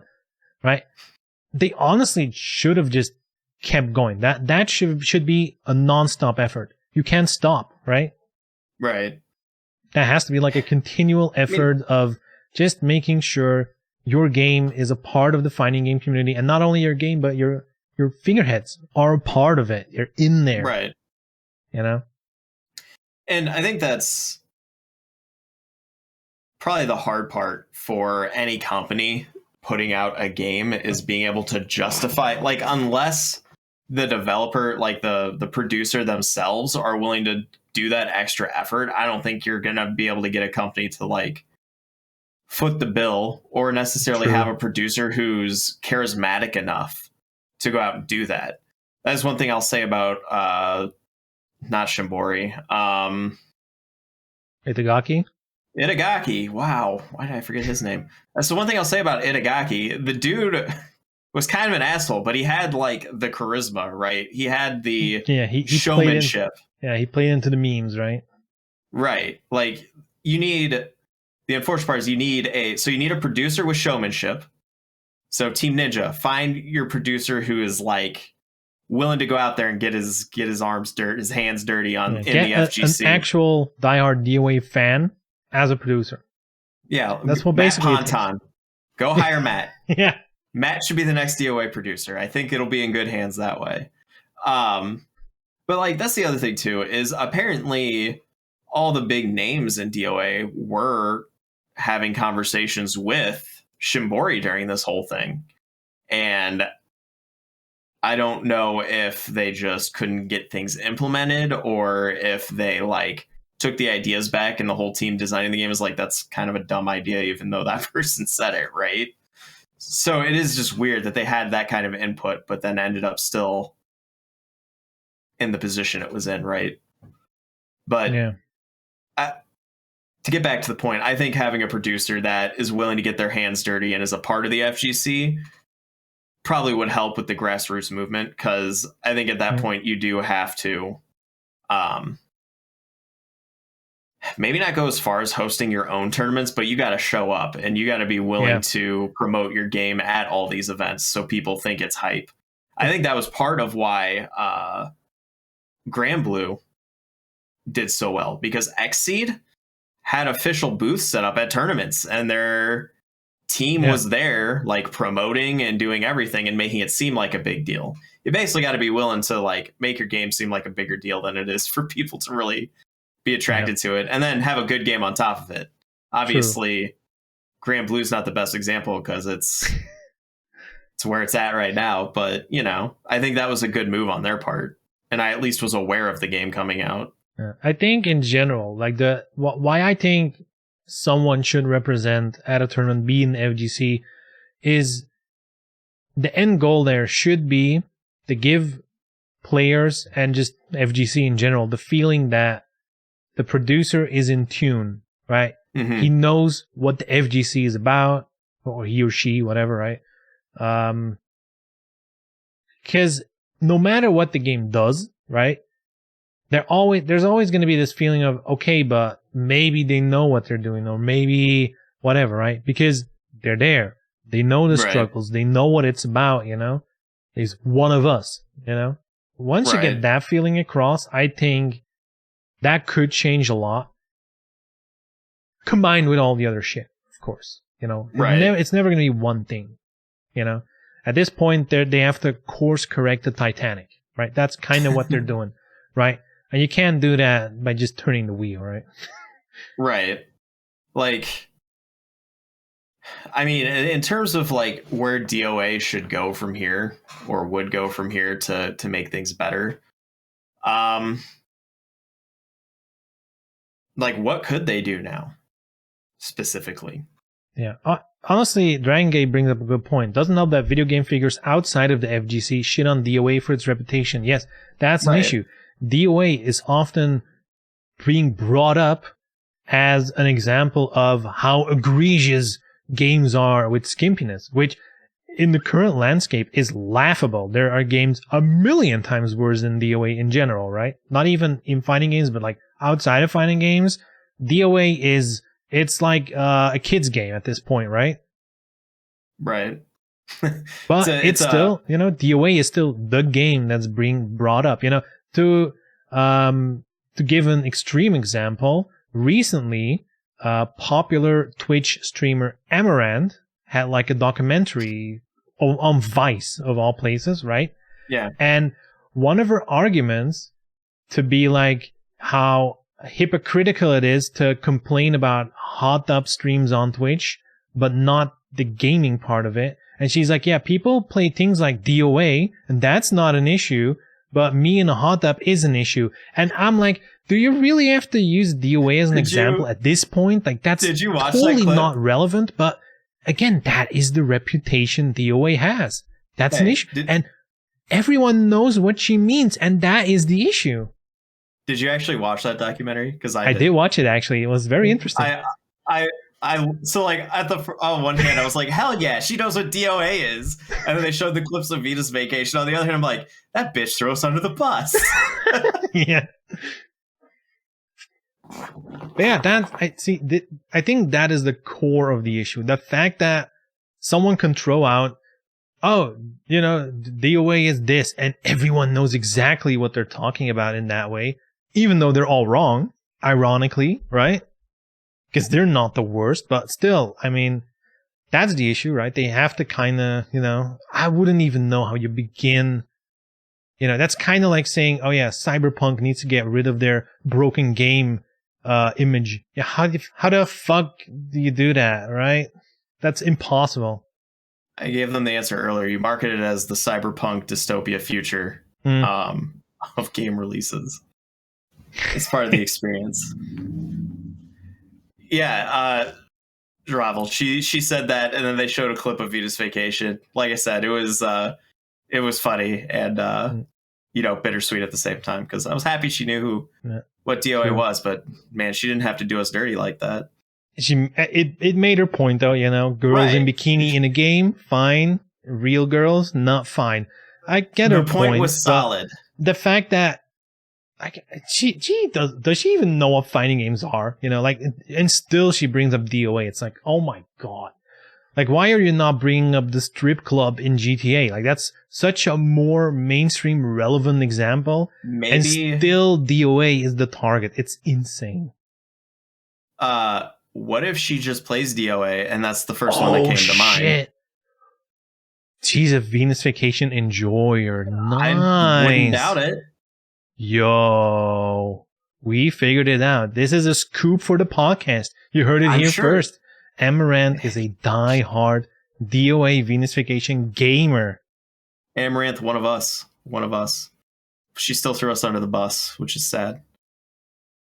That's all right, though. She did make a good point, all things considered. But yeah, we got done dirty. Yeah, DOA was the short end. I think it's a great example, again. It's a great example of where DOA is with its image. The fact that she can throw it out there like that. That's the issue. And how do you fix that?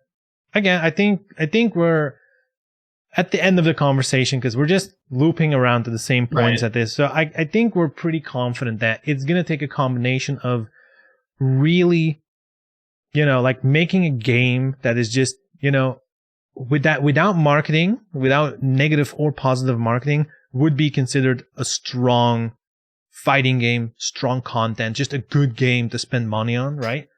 And then the marketing side just needs, again, like I said, it's the apology tour. It's basically what they need to do.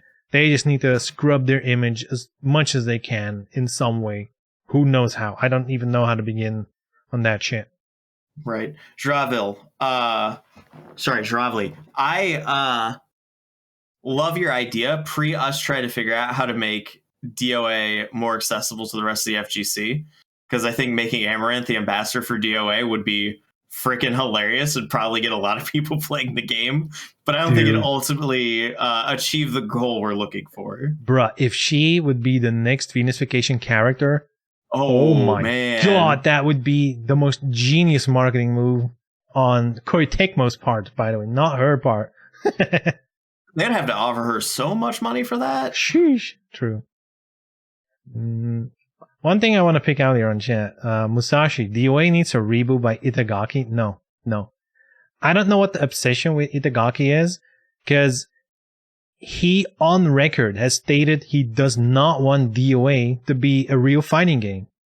He always felt like, this should be a fun game, first and foremost.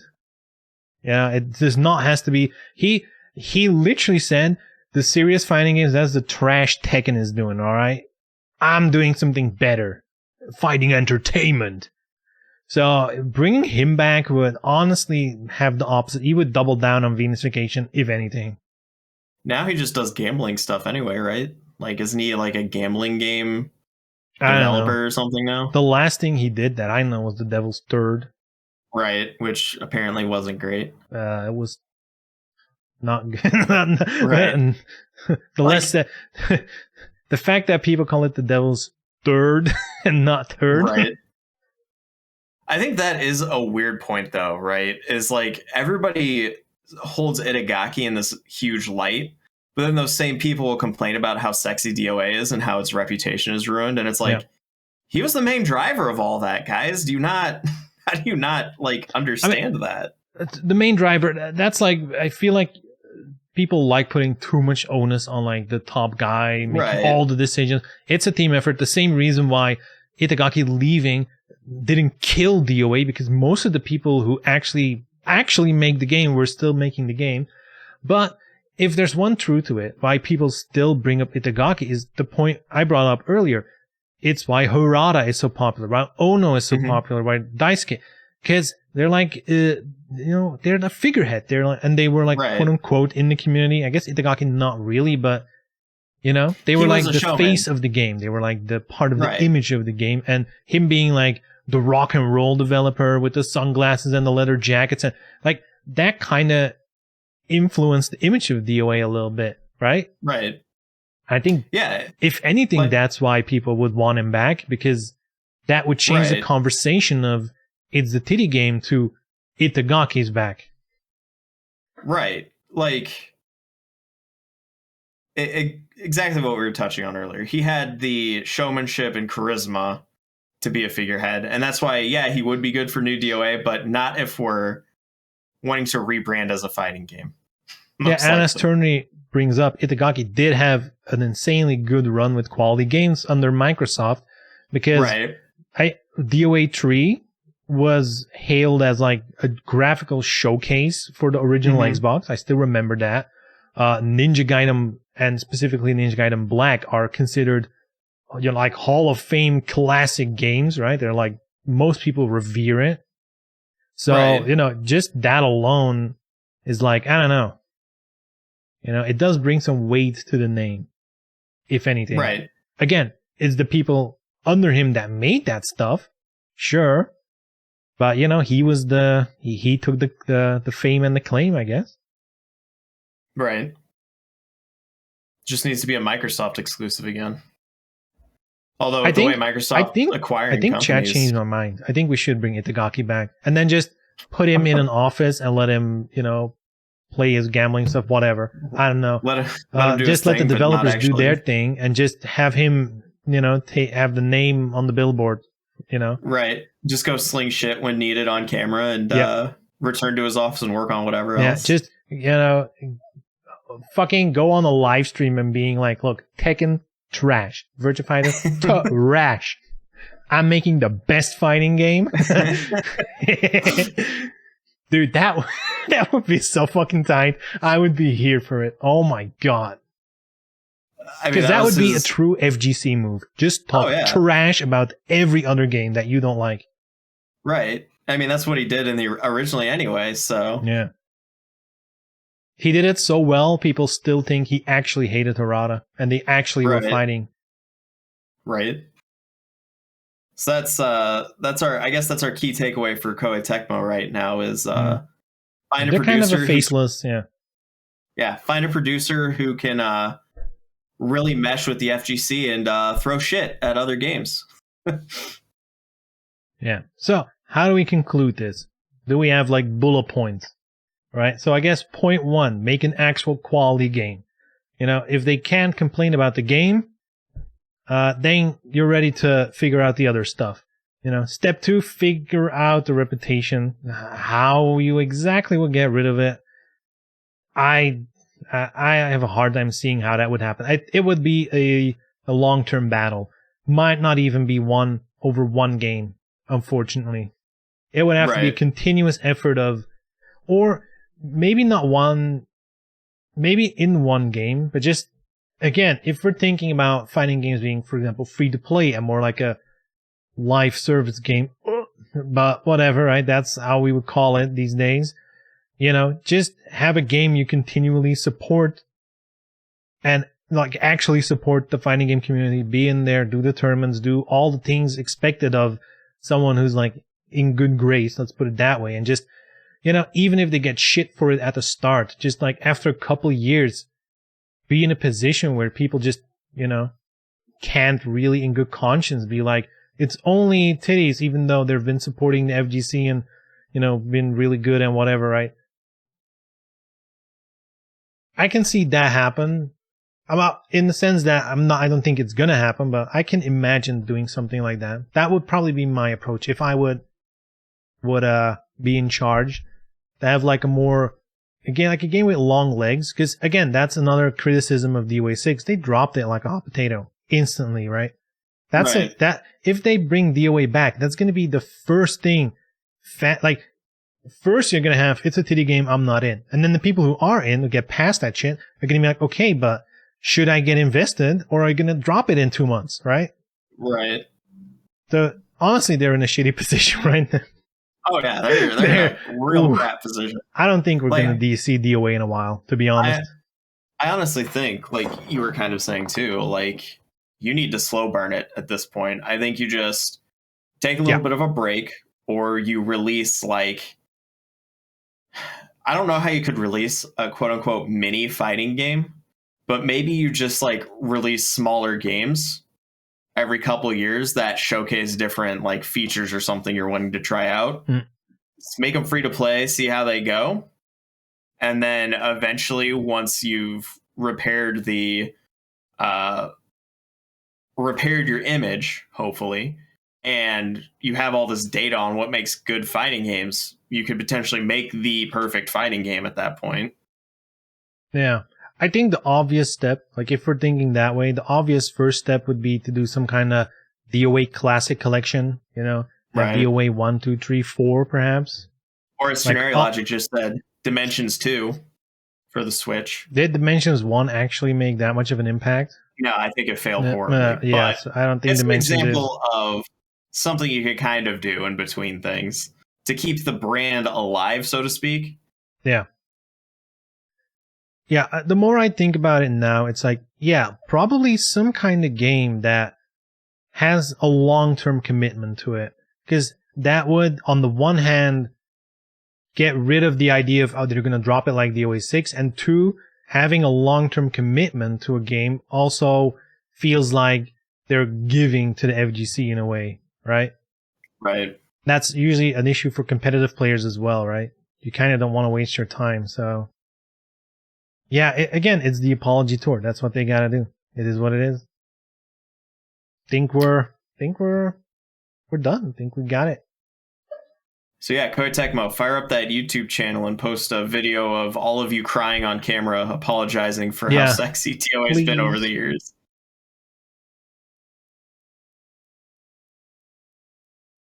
DOAD made enough of an impact so KT greenlit DOA 5. Maybe Dimensions 2 would be all right. I feel like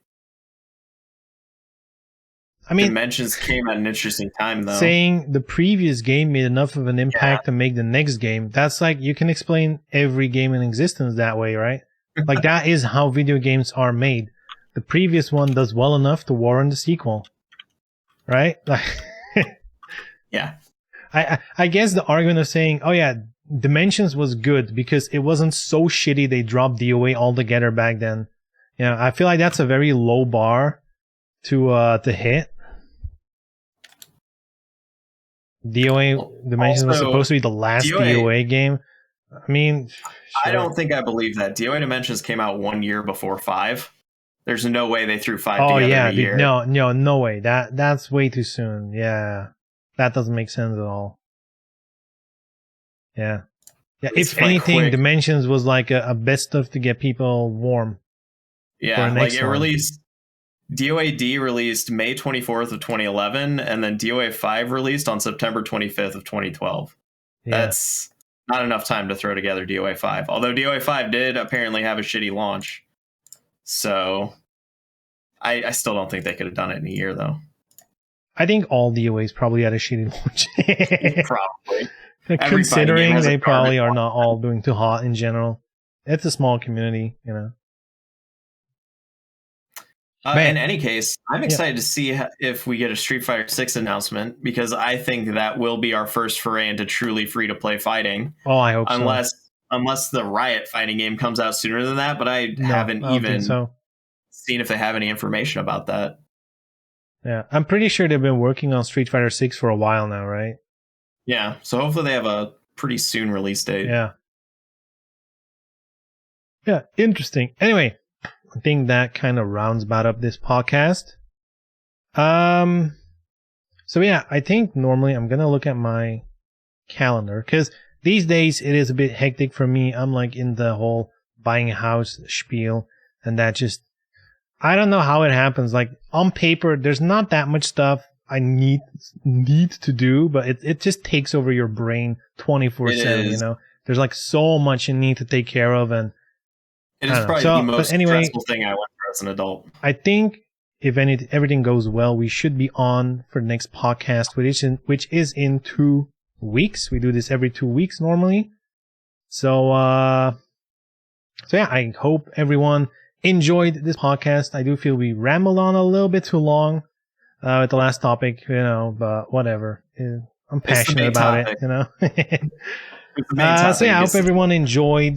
We will be back in 2 weeks. And my normal stream will be tomorrow at the same time. So yeah, any last words? I'm good. Have a good one, everybody. Play DOA. Yeah, play DOA 6, you know. Be one of the two still doing it. Let's go. All right, good shit. Guys, thanks for watching. Hope you had a good time, and I will see you next time. All right. Bye-bye. Bye.